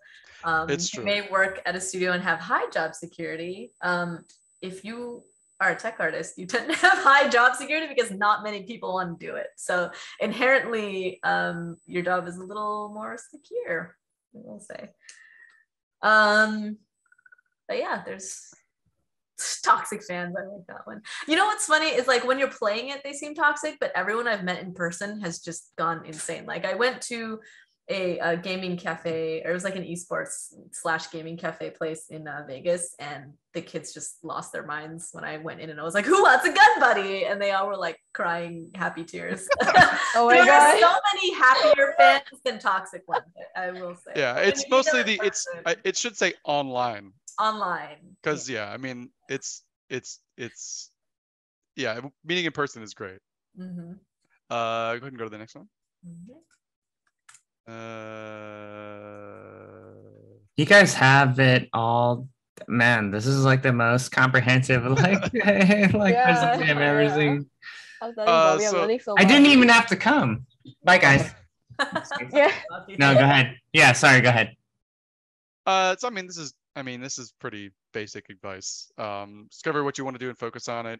If you want to get into the gaming industry, whether it's animation or tech art, coming to things like this is a great is great information for this kind of stuff. You can always download Autodesk Maya Student Edition if you're at a college, and Unreal Engine is actually completely free. You can download it and mess around with it. There's a lot of great tutorials online. You can set up and play around and you'll see if it's something you like, because game development is very specific. It's especially when it comes from animation and film and TV or VFX or commercials is very different from gaming, because there's a lot more different constraints on animation, right? So you can't, if I want to make like the best performance, I have to also take into effect gameplay, right? You can enroll in classes, connect with people who share your passion, play games, and think about why you like them and what makes them fun for you. Focus on being a good teammate and be someone you would like to work with. Build a demo reel. Have animation sandwich here, which I didn't realize. I didn't remember what it meant until I just said it. Basically, like you usually want to use for animation reels. You generally want to have your strongest thing first or last. You want your two strongest things in the beginning and the end, because you hook them in the beginning and you leave and you end it with something that they remember. Like relay racing, they will tell you the same thing. Oh. And then work on animation in your spare time if you like it. And but ideas are king, right? You can have the best A+ animation isn't going to make an idea that is a C. It won't elevate it past the idea, if that makes sense. You're polishing a turd. Yeah, you can be polishing a turd. So ideas are like the most important thing in animation. And pick your projects. Mm-hmm. And practice a lot. Similar goes for tech art. Less so the animation sandwich. I mean, you want to still follow that principle, but it kind of depends what job you're going for, because for a smaller studio, you're gonna want everything, right? You're gonna want, these are my rigs and these are the tools I've built. This is the automated stuff I've done. But there are super specialized tech artists too. There are some that only sculpt face blend shapes. Like that's their bread and butter. That's all they do. And they're really, really good at it because faces are incredibly difficult. There's artists who only have experience rigging small things like, the creatures in WoW, or very low res like indie projects. And then there's people who do super realistic like God of War rigging. There's some that rig and sculpt blend shapes. It's really like a big splattering of tool sets. And because there are always fewer tech artists in a studio than animators, they are going to look more for the specialization that they want. So if they're only looking for like a cloth TD, then you have to know the crap out of Houdini or whatever they're using there. But it's a little bit more specific for tech art. So it kind of depends where you want to work. How do you practice rigging? That's a good question. You can download models. You can hopefully look for modeler friends who have not posed their model entirely in ZBrush and shoot camera, and you can ask them for a T or an A pose model that they have and rig on it. You can also practice your Python, which I should do more of. And yeah, usually it's either like jumping on someone's free short film if you really have no access to anything, or just downloading models and trying to rig them. You can watch videos. There's tons of great resources. There's like Rigging Dojo, Lester Banks always links to really, really helpful tutorials. So a lot of the practicing is actually finding things that you've never rigged before and then looking for solutions. And if they don't exist, then trying to make your own solutions. So good advice. There's actually a lot of resources online where you could get ripped game models. Is it Spriter's Resource? I think Spriter's Resource used to rip sprites, but I think now they do 3D models. But you can there's tons of places where you can get models that you can just models resource. Oh, maybe that's what it is. Where you can get a lot of like, you can probably, if you like, basically like if you find something you like and you want to try rigging, pick your favorite character and maybe try to find a model that's been ripped from a game somewhere and just like test rigging it. That's like, I think that's what keeps me interested. Like if I try to do something because it's like good for the reel, or like, I don't know, like I feel like I need to do it, my work gets really bad because I'm not really invested. But if it's something that I love, like if I was like, I'm like, oh man, like I really love Mega Man Zero, right? I could, and I got really excited about it. My work is gonna be naturally better because it's something I like. And I will say, really, like, if you don't know any modelers, try to find some. Like, go on websites that have student film projects. I think, is it Artella? Is that still up? Where you could link up with other artists. There's a lot of resources. Schools, look for places where people make models, and find things that you want to rig, and just message the modeler and say, hey, can I rig this? You can also buy things like base meshes. A lot of ArtStation artists will sell their base meshes, which are really good resolution. You can buy those, and you can get high-res faces and try to rig those to learn more about facial rigging. So cool. There's lots. We're in a good period right now where there's so many more resources than there were just like 5-10 years ago. Like you can get so many, like people are ripping games. You could even see some of those even contain the original skeleton, so you could look at how that was rigged. And there's a lot of like cool resources out there, and also classes. So Twitter, it's really nice. Animation Twitter is pretty sick right now. I downloaded an old rig, not an old rig. It was a rig someone else had made, and I just ripped out the bones and I re-rigged it for one of the classes that I was working on too. So I mean, obviously credit the artist you took it from, but that's also a good way to learn. And if you're friends with the modeler, you can send it back to them and be like, hey, if you were in a studio setting, this topology would work better this way or whatever. You can also give them feedback. Wow. When I grew up, it was only Turbo Squid. So there's so many resources now. Yeah. Very cool. I'm wondering if you can even see how some people like rig their models and how like they do their SDKs and blend shapes. Because I saw a few like animation YouTubers, I forgot the names, but they did a really nice Spider-Man rig with the squash and stretch. And like they had a lot of like parenting keys and everything. I thought it was quite cool. Oh, there's there's this guy on Twitter. Let me see if I can remember. Oh no. Do I have the Josiah bug? You refresh it or something? There we go. Hang on. Let me go all the way back to that slide. It should work now. Oh, okay, cool. Hopefully. We'll see.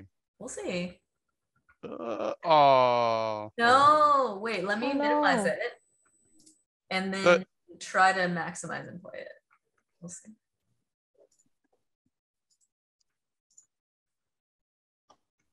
There we go. Nope. Huh. I think Google Drive might be having some issues. Well, so you can really skip this to get to the questions. These are basically kind of like reels I've had through my career since I graduated. The first one was like my I think my college reel. Second one was my first reel out of college, and then my Overwatch reel and my Valorant reel. And then I'm not sure what the other two were. Oh, it's really weird. This is the same bug that I was having. Google Drive must be just like not having a good time. Yeah. No, but those are good. Those are good examples of just kind of like, as you guys saw up in the thumbnails, of just kind of like Josiah had his like student work, and his. I'm assuming you had.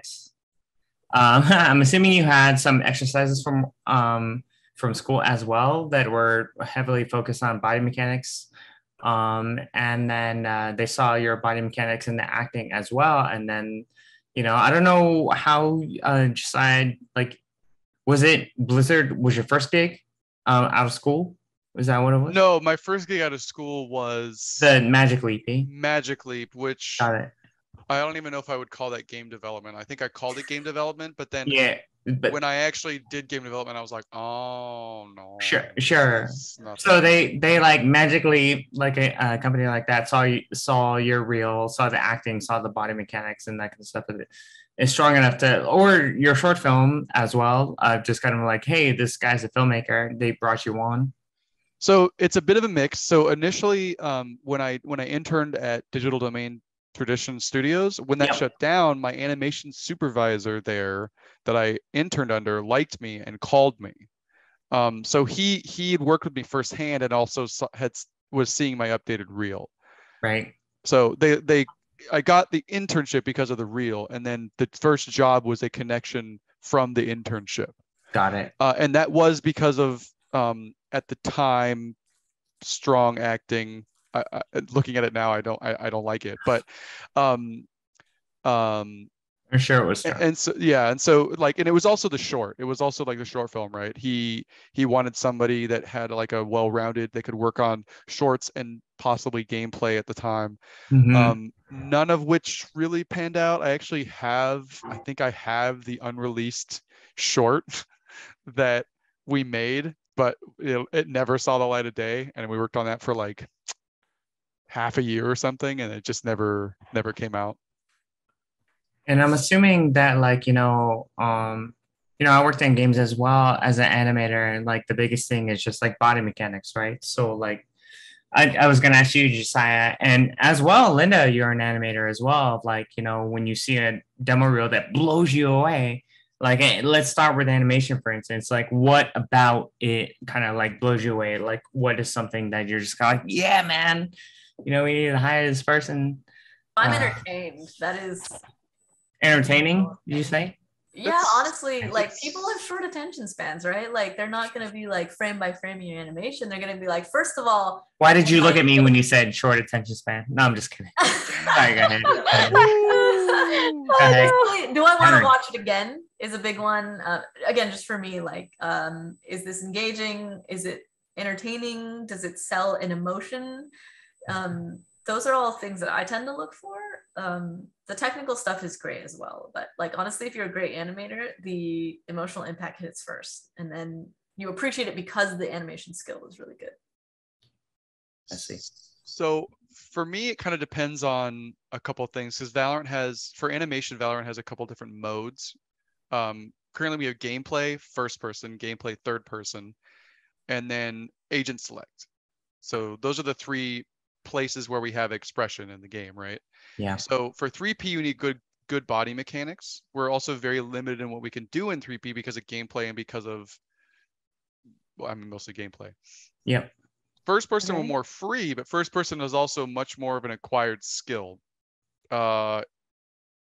There's not a lot of reels that we've seen that have a lot of that are very 1P focused. If they are, they're all these like highly realistic gun reloads, which are incredibly well animated, but for characters, I'm not looking for that for characters. That would be something that would be great for like premium content, because there's a lot of, it's all gun related, right? That being said, if I'm seeing good ideas, so like we have seen reels that are these big first person, like highly well animated shorts, but there are a lot of them, for me, it's just reloading a gun, right? And I'm looking, because we're doing character stuff, I need something that isn't just that when I'm looking for first person work. So sometimes we'll see reels where they're like, oh, they made their own gun and the gun is kind of weird, and there's like some fun interaction with the gun. There's a little bit of character when they reload, right? There's these little ideas that are in there that plus that and bring it past the technical idea of like, oh, this person can animate. But then, because both those people that can do the realistic gun things can animate extremely well, but it doesn't fit for like a character necessarily. And so what I'm looking for, similar to what Linda's looking for, is like fun ideas, right? Like, if you could animate the most awesome reload I've ever seen, but if it's just a reload and it's very realistic, that's a fit for maybe a different section of the game than what I'm looking for. I'm looking for like very interesting ideas, and it doesn't even have to be the most polished animation. Like, I've seen we looked at a number of reels where I'm like, I mean, the animation isn't perfect, but like the idea, you can tell that person has the idea, and they're like, they have this like spark of creativity, yeah. And I would much rather, because you can train, it's much easier to train the polish than it is to train the like instinct of how to make something a little more interesting. Makes sense. Yeah. Very cool. Yeah. So did we hit all the questions in the Q&A before we Actually, we have 15 in here. There's a lot. Yeah, we actually wanted to jump in and check with you guys for time because right now we're looking at around 8:45, 8:48. So should we hit let's close out at like 9. Yeah. Let's try to aim at 9 just to respect your guys' time and for sure. You know, because we're all gonna go out and party later, right, Linda? Oh wow! And Josiah and I are probably gonna be crap at Overwatch if we're being honest here. Yeah. Oh wow! Dang. And I'm gonna hear him rage. And kidding. Kidding. Anyway, go ahead. We can get through them. Let's go down these on the left. Thank you guys for your questions, by the way. These are these are great. Thank you. Yeah. Okay, so this is the most in-depth technical panel I've ever been a part of. Anyway, go ahead. Sorry, Josiah. Hopefully it wasn't too dry. No. No, it was great. Not at all. It was amazing. Not at all. Not dry at all. Yeah. What team works on skin concepts and stuff such as battle pass items and sprays?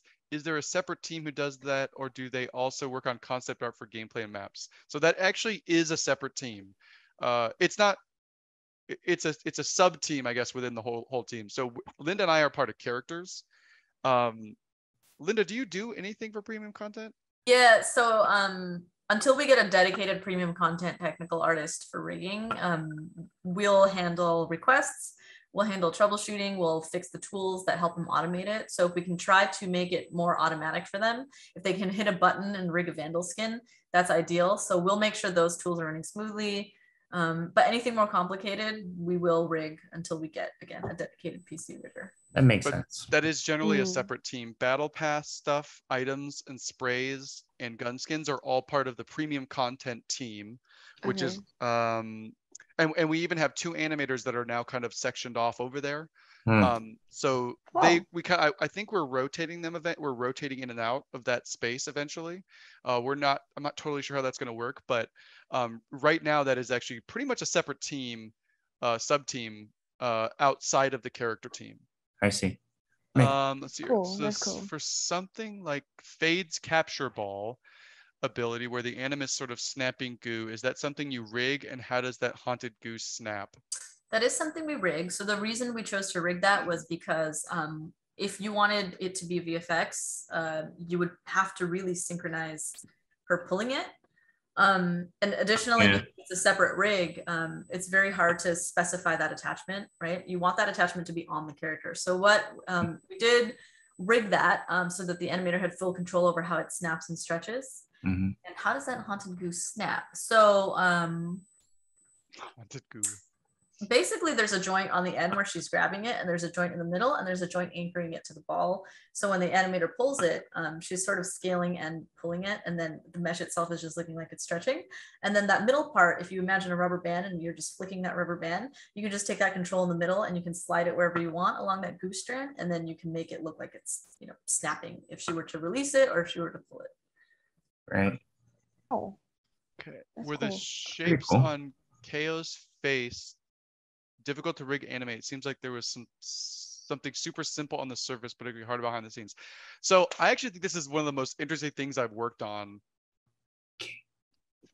for that character, because basically, basically, Kayo's face is very weird and unique. I have a video about that I showed what I did on it, but basically, his face was an actual rig in Maya that was just like 6 or 8 ribbons that were rigged, and then we basically animated them in order to do his different emotions. Let me see if I can pull the video up. What do you mean ribbons? What are ribbons? They're literally like flat planes in Maya that are just one single plane, a colored pink plane, and then they're rigged with bones, and then they're bent into the shapes that we made. So it's very interesting. It was one of the it's one of the coolest. I think it was actually like one of the most, because when I looked at the rig initially and it was just 6 lines, I was like, what is this thing? This is nuts. Like, I don't know what this is. Like, this doesn't make any sense. And then I started working with it with another animator, Adam York, and he like started making magic with it. And I was like, this is crazy. So basically, let me see if I can actually find the actual video. Yeah, here it is. But basically, I might need to share my screen. Oops. I've stopped sharing so you can take control. Okay, let me get the. Sorry, I'm setting up a link. Kira, did you know what ribbons were? I bet you didn't. No, I am just being mind boggled over. You know what? Listen, I worked in games and I remember like 25% of this, the terminology. Yeah, I vaguely learned So these are actually animated in Maya, right? So I animated these in Maya, and then we exported out the geo as a file itself, gave it to VFX, they turned it into an animated texture and then projected it on his face. Got it. And then linked it to data flow that says like, is he shooting? Is he aiming? Is he getting hit? And then it plays a different animation based on what he's either currently doing or what he is what's being done to him, right? The projection is like camera based, Josiah? No, it's actually, maybe projected is the wrong word, but it's basically a plane that's on his face that just plays. Oh, that makes sense. Yeah. So I think it's on a plane that is actually slightly curved around. That's super cool. Yeah, it's an amazing, it's actually like one of the most cool and a lot of ingenuity went into actually like fixing this up. And that was Adam York, myself, and then the VFX artist on this guy as well that like even came up with how to implement it. And then the tech artist that did this the rig for the face, I think, was Sarah. And it's like, I mean, you can see here at the bottom line of faces is all Maya, right? So I'm covering, or like I'm spinning something, and in one frame I'm switching the position of things, right? But because it's being exported as a different type of file type, it never blends, so it just is like an animated texture once we get it into the game. It's super interesting. Like it was like it was such a cool thing to work on. This is cool R&D like that. Yeah, and it's something that's like very it was very unique. I'd never done anything like that before. Yeah, it's really cool. Huh. Interesting. Whoa. Let's see here. Okay, so let's see. What's another question? How distracting is it to animate and rig a handsome character like yours? What was the most character object to animate and rig in your career? Oh, Jesus. So distracting. It makes me excited to get up and work in the morning when I'm working on such a handsome character. Nice. The most difficult character I've ever had to animate, I think, was actually on Overwatch. It was Brigette.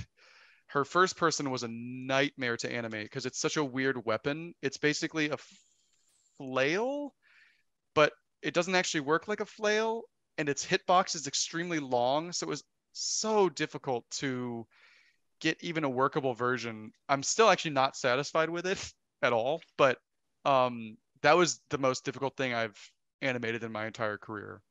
Well, because it was the prop, or was it because of like that? The attractiveness of the character. Or was it because of the attractiveness of the character? Yeah. I think it's actually more about the fact that the kind of weapon choice and the gameplay for me never really, and the fact that it's a melee character in a first-person shooter with a long-range melee, it was very difficult to get it to work right. And I think it's something that was just very, I don't know if I think it was a bit of a weird mix to go with in the first place, and it was very difficult to then implement that in animation. Fair. Yeah, it's fair. Valid. Ironically, the most difficult thing I've ever rigged was also a flail, not Brigette's, but I can't say what it was from, but there was a flail, and it was very similar to Brigette's, if you wanted to use an example, but it had to do so many things. Like it had to extend, but because it's a chain, it can't stretch, right? The geometry can't stretch. You basically have to create geometry from nowhere. It's got to be visible from all angles. So you could try a card setup, but that's also pretty difficult. It had to wrap around limbs, and then it had to shorten, and it also had to like spin. Yikes. So that was very difficult. And because the request list kept getting longer and longer. So they're like, well, you know, like I want to be able to do this, but also have it be IK and like wrap around at this part. And I was like, okay, well, we might have to spawn another rig that is a segment that can wrap around something and also have a solution for the part that extends. That was sounds like the hardest job in games in history. I respect. Yeah. All right. What's the next one? Would you recommend a thorough understanding of Maya and Unreal before working? We have 2 minutes. 2 minutes. Let's go. I'm okay to answer. Lightning round. Okay. I'm okay to keep lightning as well. I'm okay to keep answering questions. I like Q&A. Okay. Thorough. I don't know. Here's a dirty secret. So thorough understanding of Maya. I didn't actually understand. There's a function within Maya called parent spaces. When you basically like attach something to a different object. I didn't actually know what that meant until like 2 years ago. I still don't know what that means. I was using it all the time, but I never understood like under the hood what was happening. And so I couldn't figure out like when I changed the parent. So like a parent space is basically like if I have my hand here, right? And the hand that you move this controller to move the hand, right? If its parent is my chest and I go like this, that's its parent. If it's the parent is the world, then it goes like this, right? It stays in the world. Yeah. That's very logical. But then my problem was I didn't understand that if it's attached to the chest and I go like this, why isn't when I change an up value in the graph, why doesn't it go like this? It actually goes like this because its relationship to the chest is actually now up is this way. And so forever I would just animate something and then switch it to world because that's how I knew it worked. And so thorough understanding kind of, but also like you learn a lot of stuff on the job. I worked with an animator who was a senior animator, by the way. He didn't know how to reload a reference. So I'm gonna say you don't need a thorough understanding. You just need to be able to animate. Usually a tech artist, will come along and fix whatever other save the animator. As like the least technical animator in history of 3D animation, I felt like I still don't know what you guys are talking about right now. Case in point. Parent Spaces. Yeah, Parent Spaces. Yeah, I love that movie. Starring Lindsay Lohan. So Unreal specifically, you ideally know a game engine. It doesn't have to be Unreal. To answer the second part of that question, I knew the proprietary. I knew Unreal 3 and I knew Insomniac's proprietary engine. Unreal 4, I had only done a little bit of VR animation in. So as long as you know what you're trying to do, you can find help as to how to translate the same feature into that you want to do. Got it. Yeah, because everyone worked everywhere, right? Do that yourself. So do that. All right. What's the next one? Lobby animation. Lobby animation is created by in-game team or cinematic team. POV animation rig is cut off heads or bothering camera. Okay, so I understand this question. So lobby animation, like the agent select, is animated by the character team. So like I animated Yoru's first person, so I animated his agent select. I animated Chambers first person, so I animated his agent select as well. In first person animation, POV animation, the rig is actually, the entire body is gone. It's only the arms. So in first person, so we actually have 3 different rig types. We have a first person, which is literally just the rigs, that's just the arms that are cut off right here along a seam. I don't remember where the seam exactly is. And then the head and everything else is gone. It's just the arms. The third person includes everything, but it's a lower resolution and a lower lower bone count. And then the agent select rig is a much higher fidelity. I believe it's a much higher resolution model and a completely huge new set of bones, so we can have better facial animation, more movable bits, right? So that's kind of where those things kind of. The core body is the same. The core body, there's a core skeleton that runs through. Does it? Well, it's every character. First person is not skeleton though. Sorry, right? And then with the cinematic version, so there's like 4 versions of every character. Well, so there's 3 that you're seeing in the game. Sure. And there's not necessarily an in-game team or cinematic team. The animation team will handle all of that, but there are external cinematic teams that will do like the episode. Oh, I see. So like Blur Studios does most of our has done most of our shorts. Got it. They did Retake, which is I believe Retake is the Yoru one. I hope I'm not misquoting that. But basically I worked with them on that, and I ended up like I gave him a couple round of notes for like character to get his character correct. But that's actually a whole different. They made I believe they made that version of him independent from the studio with feedback from our artists. But we don't actually have that rig as far as I know. We might actually, but I remember at one point, I'm not sure. I don't think we do. I think that's Blur's.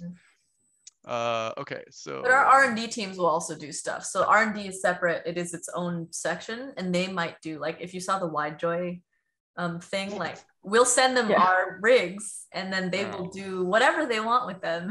No say in that. Usually amazing. My god. So they did the Widejoy. That Widejoy teaser was really good. It was amazing. Yes. I'm good friends with the Widejoy. One of the animators there, so he's the one who's like, hey, can you sneak me this rig? And I'm like, well, I'm not sneaking it to you, you can just have it and have fun. Yeah.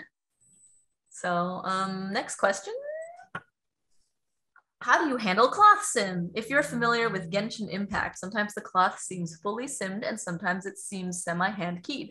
Does Valorant's cloth sim work similarly? Again, it depends on the item, but it does work similarly, and most games will work similarly. What you can do is you can make something full simulation, you can make something partially taken over by simulation, and you can add controls to things that will sort of drive things out of the way. So for Yoru's little belt clips thing, I'm pretty sure that the belt pieces that are on his jacket over his waist, they are simulated, but they also have a set driven key in the engine so that when he crouches down, they get pushed out of the way. You're also going to want to put collision where those things would attach. So if he's crouching down, the collision is going to push it out of the way, and the animation is also going to push it out of the way. So it's sometimes a combination of 1, 2, or 3 things that are driving. That's intense. The thing. Yeah, I think it depends what it is too, and because you can control the intensity of it too. So something like a piece of cloth that is fluttering a little bit. Sometimes Josiah will animate that by hand, and usually if there isn't an external force operating on it. So for Jett CS animation, because she whooshes in and then we want it to look like the wind's blowing at her. Yeah. That is not simmed because there's no way for you to force the engine to say, hey, there's wind blowing at this character, right? So that's going to have to be keyed. But there's things like, capes where if you want things to be dramatic and look like wind is blowing at them in the game, where physically that's not happening, then you would animate that happening. I think Omen has something like that. So there's also one of the examples that is a mix. If you ever watch, which you may not ever see it, Cypher standing still and throwing his ultimate where he throws his hat. I basically took a line out of Street Fighter where, like, in older games when Ryu would like shoot a fireball, his shirt would like pop out in the back. So I actually mixed this in engine. I basically animated in Maya I animated his cape like flying back for like a couple frames. But then in engine and Unreal, you can do these like little values that are like these little graphs. And so I basically turned on sim like a certain percentage. And so it both like used the animation to kick it back, but then the ends of it was still simmed. So you get like a mixture of like animation and sim. I see. You put it into place, and then the sim hits the sim kind of just carry it. Okay. Well, you're going off of a sim mesh, which is kind of like a proxy version of the thing, and that is skinned to the character's skinning. So if you have like a loincloth that's attached to a pelt or something, it's going to attach to it because it is technically skinned to that area. But like Josiah said, you can change the percentage of what's being controlled, and you can also have animation kick in. Got it. As you want. Ooh. That's really cool. Since tech art covers so many different subjects, how do you choose what to specialize in? Good question. It depends on the tech artist, but it's a combination of what you like doing and then sometimes what needs to be done for the job. So a big reason I even got into it was I actually didn't know tech art was even a thing. I would modify rigs myself when I was in animation school, and I found that was actually more fun than actually animating. So anytime I went to a studio and they're like, they were like, we need this rig and we don't have a rigger, I was like, I'll do it. And then when I had to go back to animating, I was like, no, I don't really want to do that. So it kind of arose out of need, but also preference. And I remember also asking like shader artists, like, how did you get into that? And they were like, well, we started in environment art and we found out that we really had fun generating textures, and a lot of people don't want to specialize in just that. So it's a combo of testing out all of the things and then picking what you like. Right. That makes sense. That makes sense. Yeah. So I think the general rule for tech art, and maybe other fields in animation too, is the broader your skill set, in a sense, the more hireable you are to a lot of studios, because the tech artist does a lot of things, but the more specialized you can get in one thing, the potential for earning is a lot higher, right? If you only do faces, but you're the best person who does faces that anyone can find, you will never be out of work. Oh. So good. And the happier you'll be, right? In your day-to-day. Mm-hmm. Mm-hmm. Makes sense. I see. Interesting. Interesting. Yeah. What's the shortest animation you've created? In Valorant, it's basically any kind of quick throw. So like Cypher's cage throw, or like Brimstone throwing out his what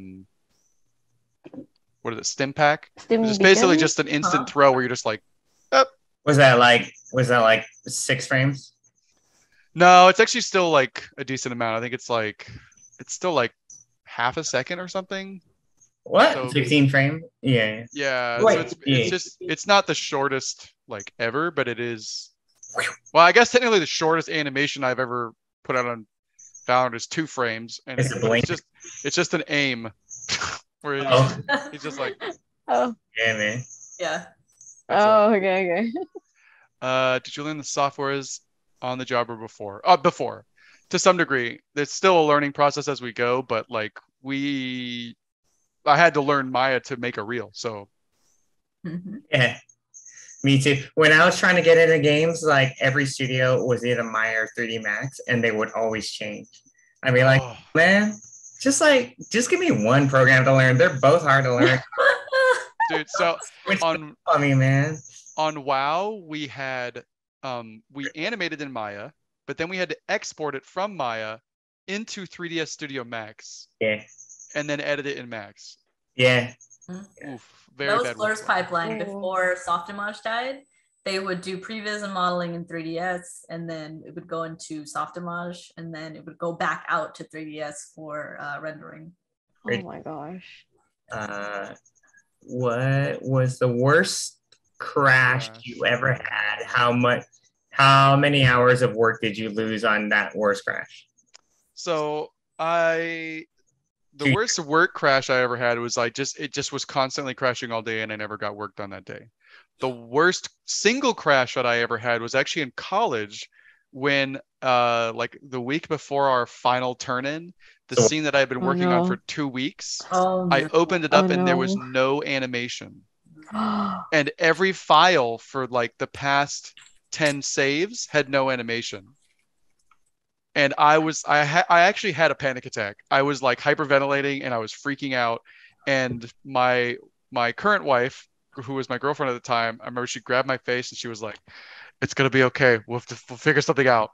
And I ended up going to like one of our teachers who was very technical, and he found out that for some reason all the animation was still there, but the connections to each bone, to each controller was gone. And so the animation was still existed, but it was no longer connected to the skeleton.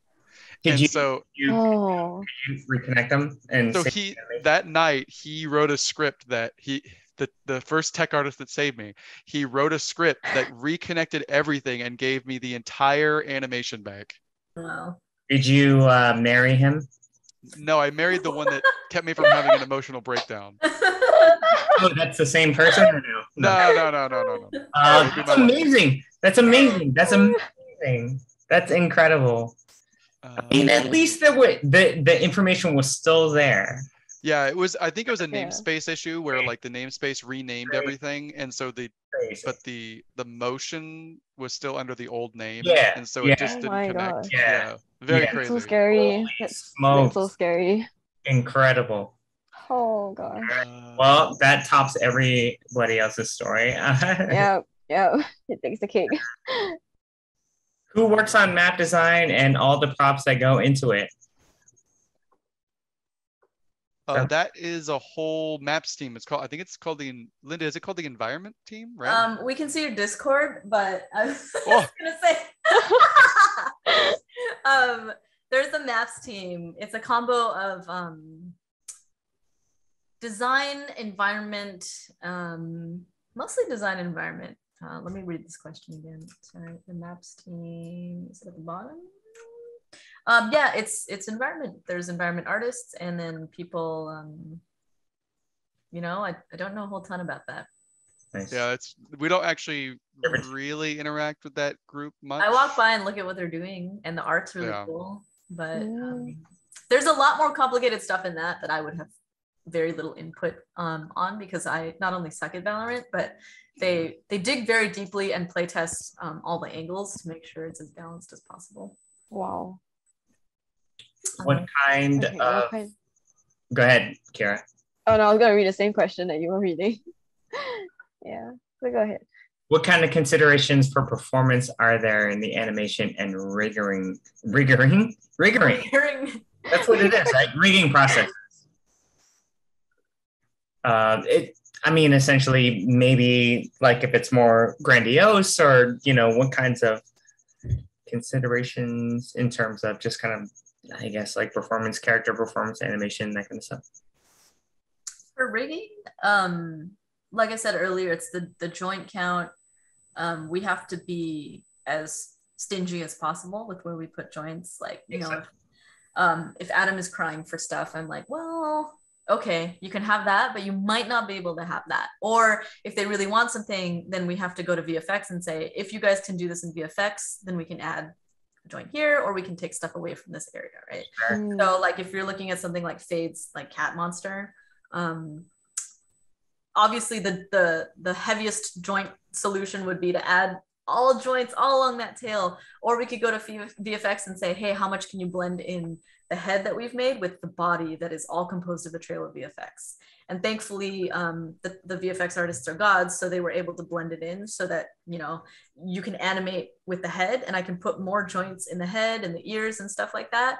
And the VFX artists can take over with the trail so that it follows things. So yeah, that cat head is actually quite small compared to what its visual footprint is, because like it's just the teeth, and then it's basically an egg.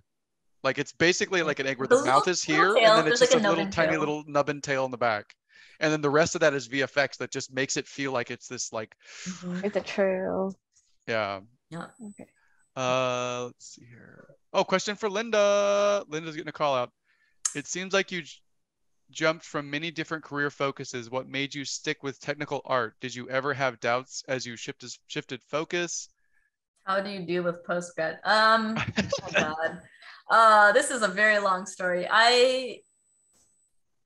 Like I said, so when I started, probably like at least 12 years ago in animation school, I already had shifted from a totally different field into animation, and I didn't know that rigging or modeling or environment, bye Travis, I didn't know that any of these other fields existed, right? I was like, well, there's animation and that's it, right? Like I didn't know. So thankfully, students these days are entering in a world where they can get rigging education. They can learn all of the things that there weren't really classes for. Like when iAnimate had a rigging program, that was basically like the first one that I could take.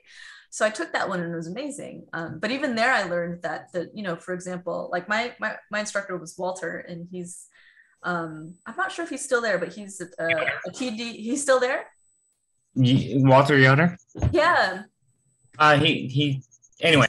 Oh, sorry. Yeah, like he was my instructor. So even he was describing what TDs at Disney does, totally different from what a game TD would do, right? So After I took that class, I found that I had more of a knack for it, but I already felt that in a lot of ways, I was always the worst animator on every team, but I was always the most technical animator on any team of animators. So there's a lot of cases where people are a lot more technical than artistic, or a lot more artistic than technical. So it's actually hard to find someone who's kind of in between. And that was where I found that a lot of my strength lied in problem solving, but also still having, I mean, after taking all those classes, a lot of it was just learning what anatomically looks good or what works artistically. And even if you go back to like my college education, you know, I studied anatomy a lot. So that's also a big part of like all those things kind of filter in together. This culmination of your experiences. Yeah, I mean, I have just a dumpster fire of experience that kind of all filters in. What made me stick with it? Fire? Yeah, if you look my IMDb, the dumpster fire. But what made me stick with it was just that I liked it and there was a big need for it. I have never gotten recruiting emails in the flood that I Wow. Like as an animator, I would apply for things and get rejected. And now those same recruiter, like those same studios will come calling, be like, hey, we need a technical artist. And I'll be like, delete. Just kidding. I don't do that. I do say, no thanks, I'm not looking. But that does happen. Like, I'm at Riot lol by... Have you been here? They have free ultimately, like where you ended up is more sought after, or more, much more like needed in the industry, like in any industry, like movies, games, and commercials. Yeah, it's a combo of that. I would never say that that I'm only in it because I have to be. I like it more, and it also I'm also lucky in that it is also sought after. Right. I got an email just a few weeks ago, and I looked up the last time they rejected me, and it was 2014, and I was like, whoa, interesting. You should rub it in their faces now. No, I'm just kidding. Okay. I'm curious, since you're using Unreal, do you use any control rig? It's definitely cool to see tools like this in Engine. I wish we could use control rig. It would be so nice, but basically our version of Unreal, as far as I understand it, is a very pared down version of the engine. We've taken, in order to make the game very, very performant, so you can get like 500 FPS on a higher end machine or something. We've actually had to sacrifice a lot of features, and I believe one of them is control rig. Don't quote me on that.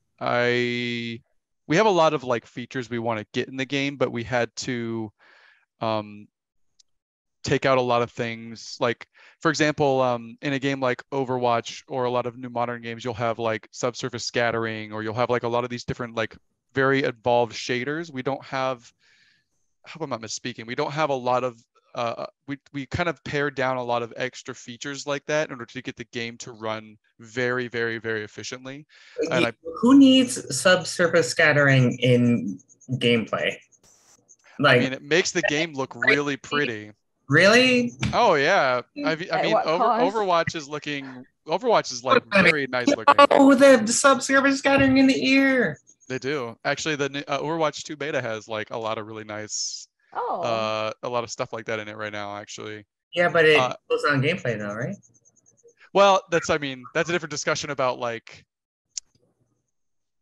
art and gameplay, and yeah, I wouldn't even care about in your okay, so that's no way. Okay. How do you deal with Colin cares, so he's I care. That's the majority.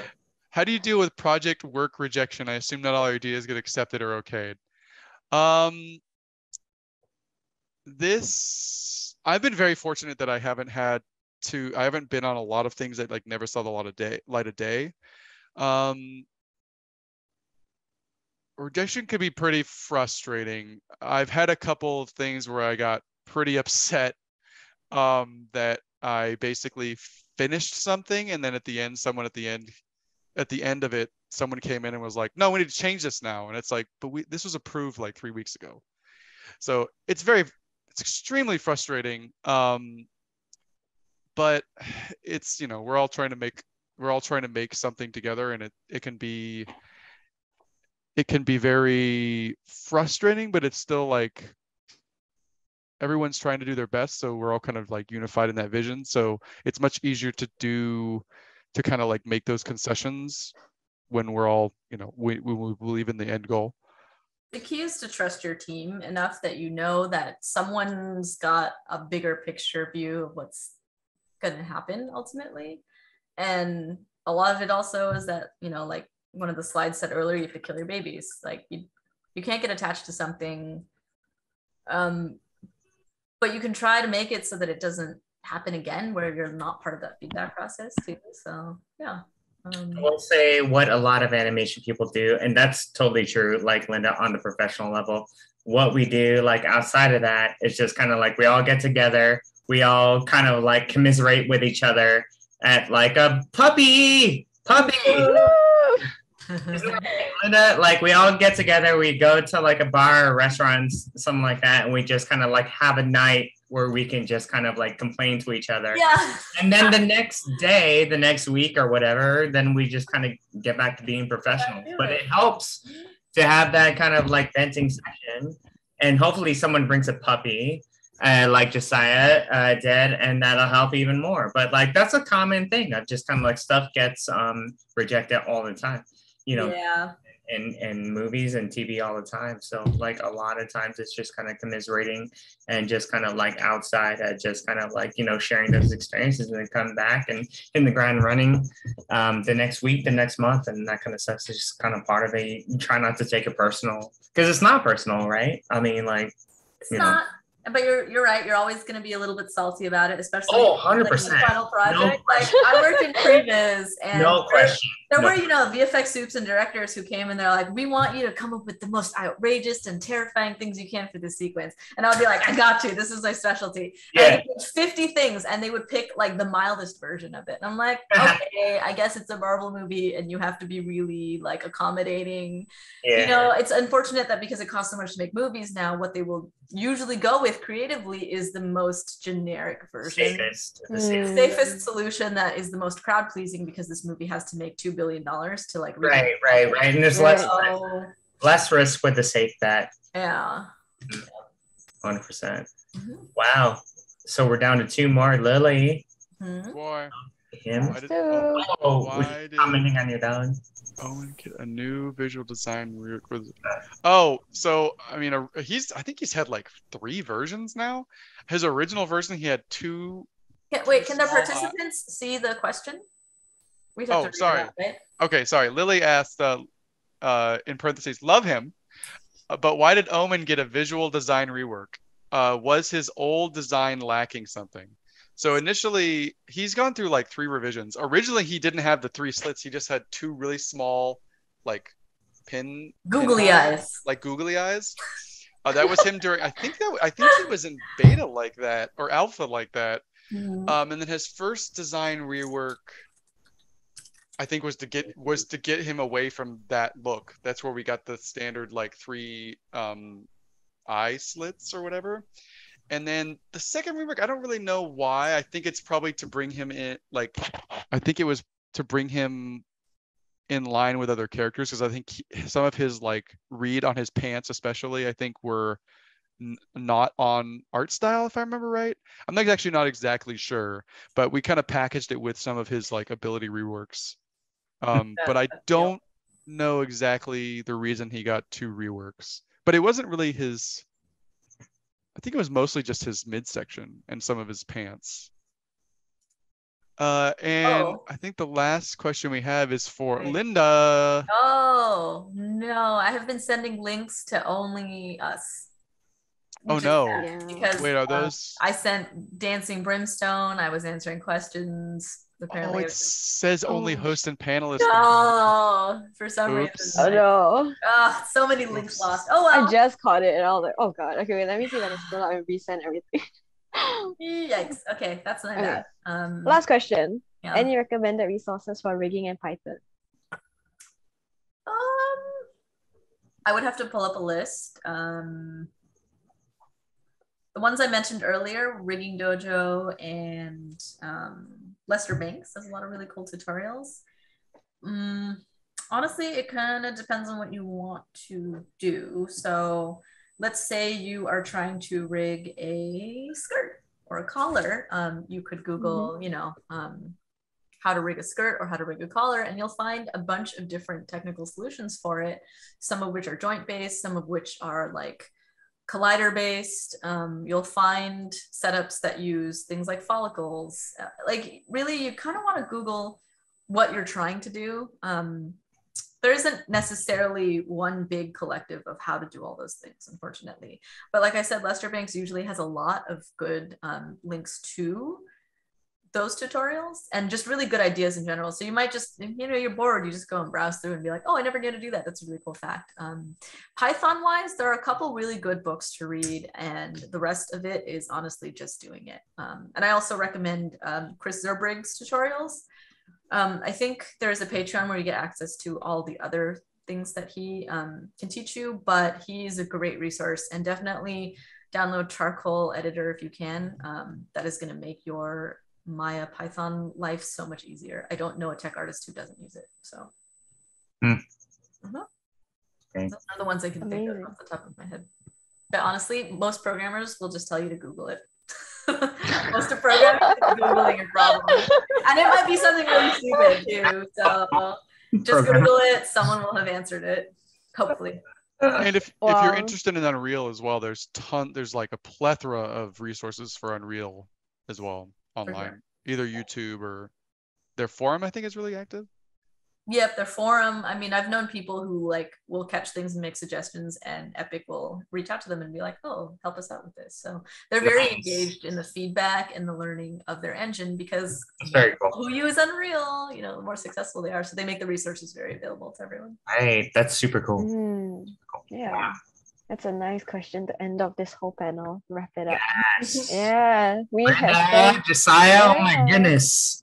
2.5 hours together. Lovely. Thank you for having us. Thank you for making the time. Super concise. And thank you for making the time. And thank you, everybody, for those great questions. Super cool.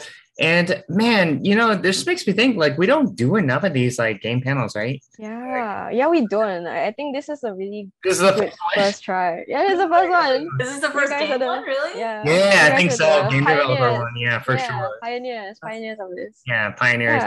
Yeah, and you guys did not disappoint. And what I've realized is that there's a lot to it, and also I feel like, as far as information goes, Josiah and Linda were the most insightful, in-depth, detailed, gave the most insightful, in-depth, detailed answers out of concise answers. Yeah, incredible, guys. Thank you so much, and thank you guys, attendees, for like coming on and taking in this information. Hopefully, we'll be working with you soon in the games industry. Pays well, right, guys? Pays well. It does. It's about money, y'all. Single income. That's right.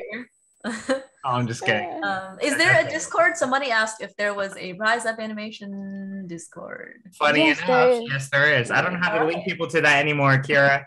Well, there actually is a Discord, but you do have to be part of the BIPOC community to get into it. I can send the link to the moderator that you have to ask to like get the link from them, but just message them separately and like you'll be good. You'll be good. Pretty open. I don't have a Twitter, but if you want to ask more questions, that's my Discord. You can hit that up. Oh, thank you, guys. Josiah, Linda, thank you so much. Kira, thank you so much for bringing the thank you, Kira. Thank you. Thank you for having us, guys. Yeah, thanks for having us. We appreciate it. Thank you, everyone, for your questions and hanging out. Awesome. Yeah. Right on. Can we say one last goodbye to your cat and dog before we let me. And then see if let me see if I can get him. There's only one here. It's Wheatley. This is very necessary, Kira. Get your dog. Okay. I will wake him up. No, don't, Kira. No, just promise. Linda, I said cat, not a rug of a. Oh my All right, guys. Oh, Kara's doing it. She's doing it. She's like, get up, lazy bum. Oh no, it's okay. He's asleep. I do have He's photos. very tired. Oh, he didn't do anything all day, and he's still super tired. Yes. It's a dog's life. Yeah. Awesome. Well, I do have photos if that helps. Yes, that's perfect. So cute. That's perfect. Yeah. Yes.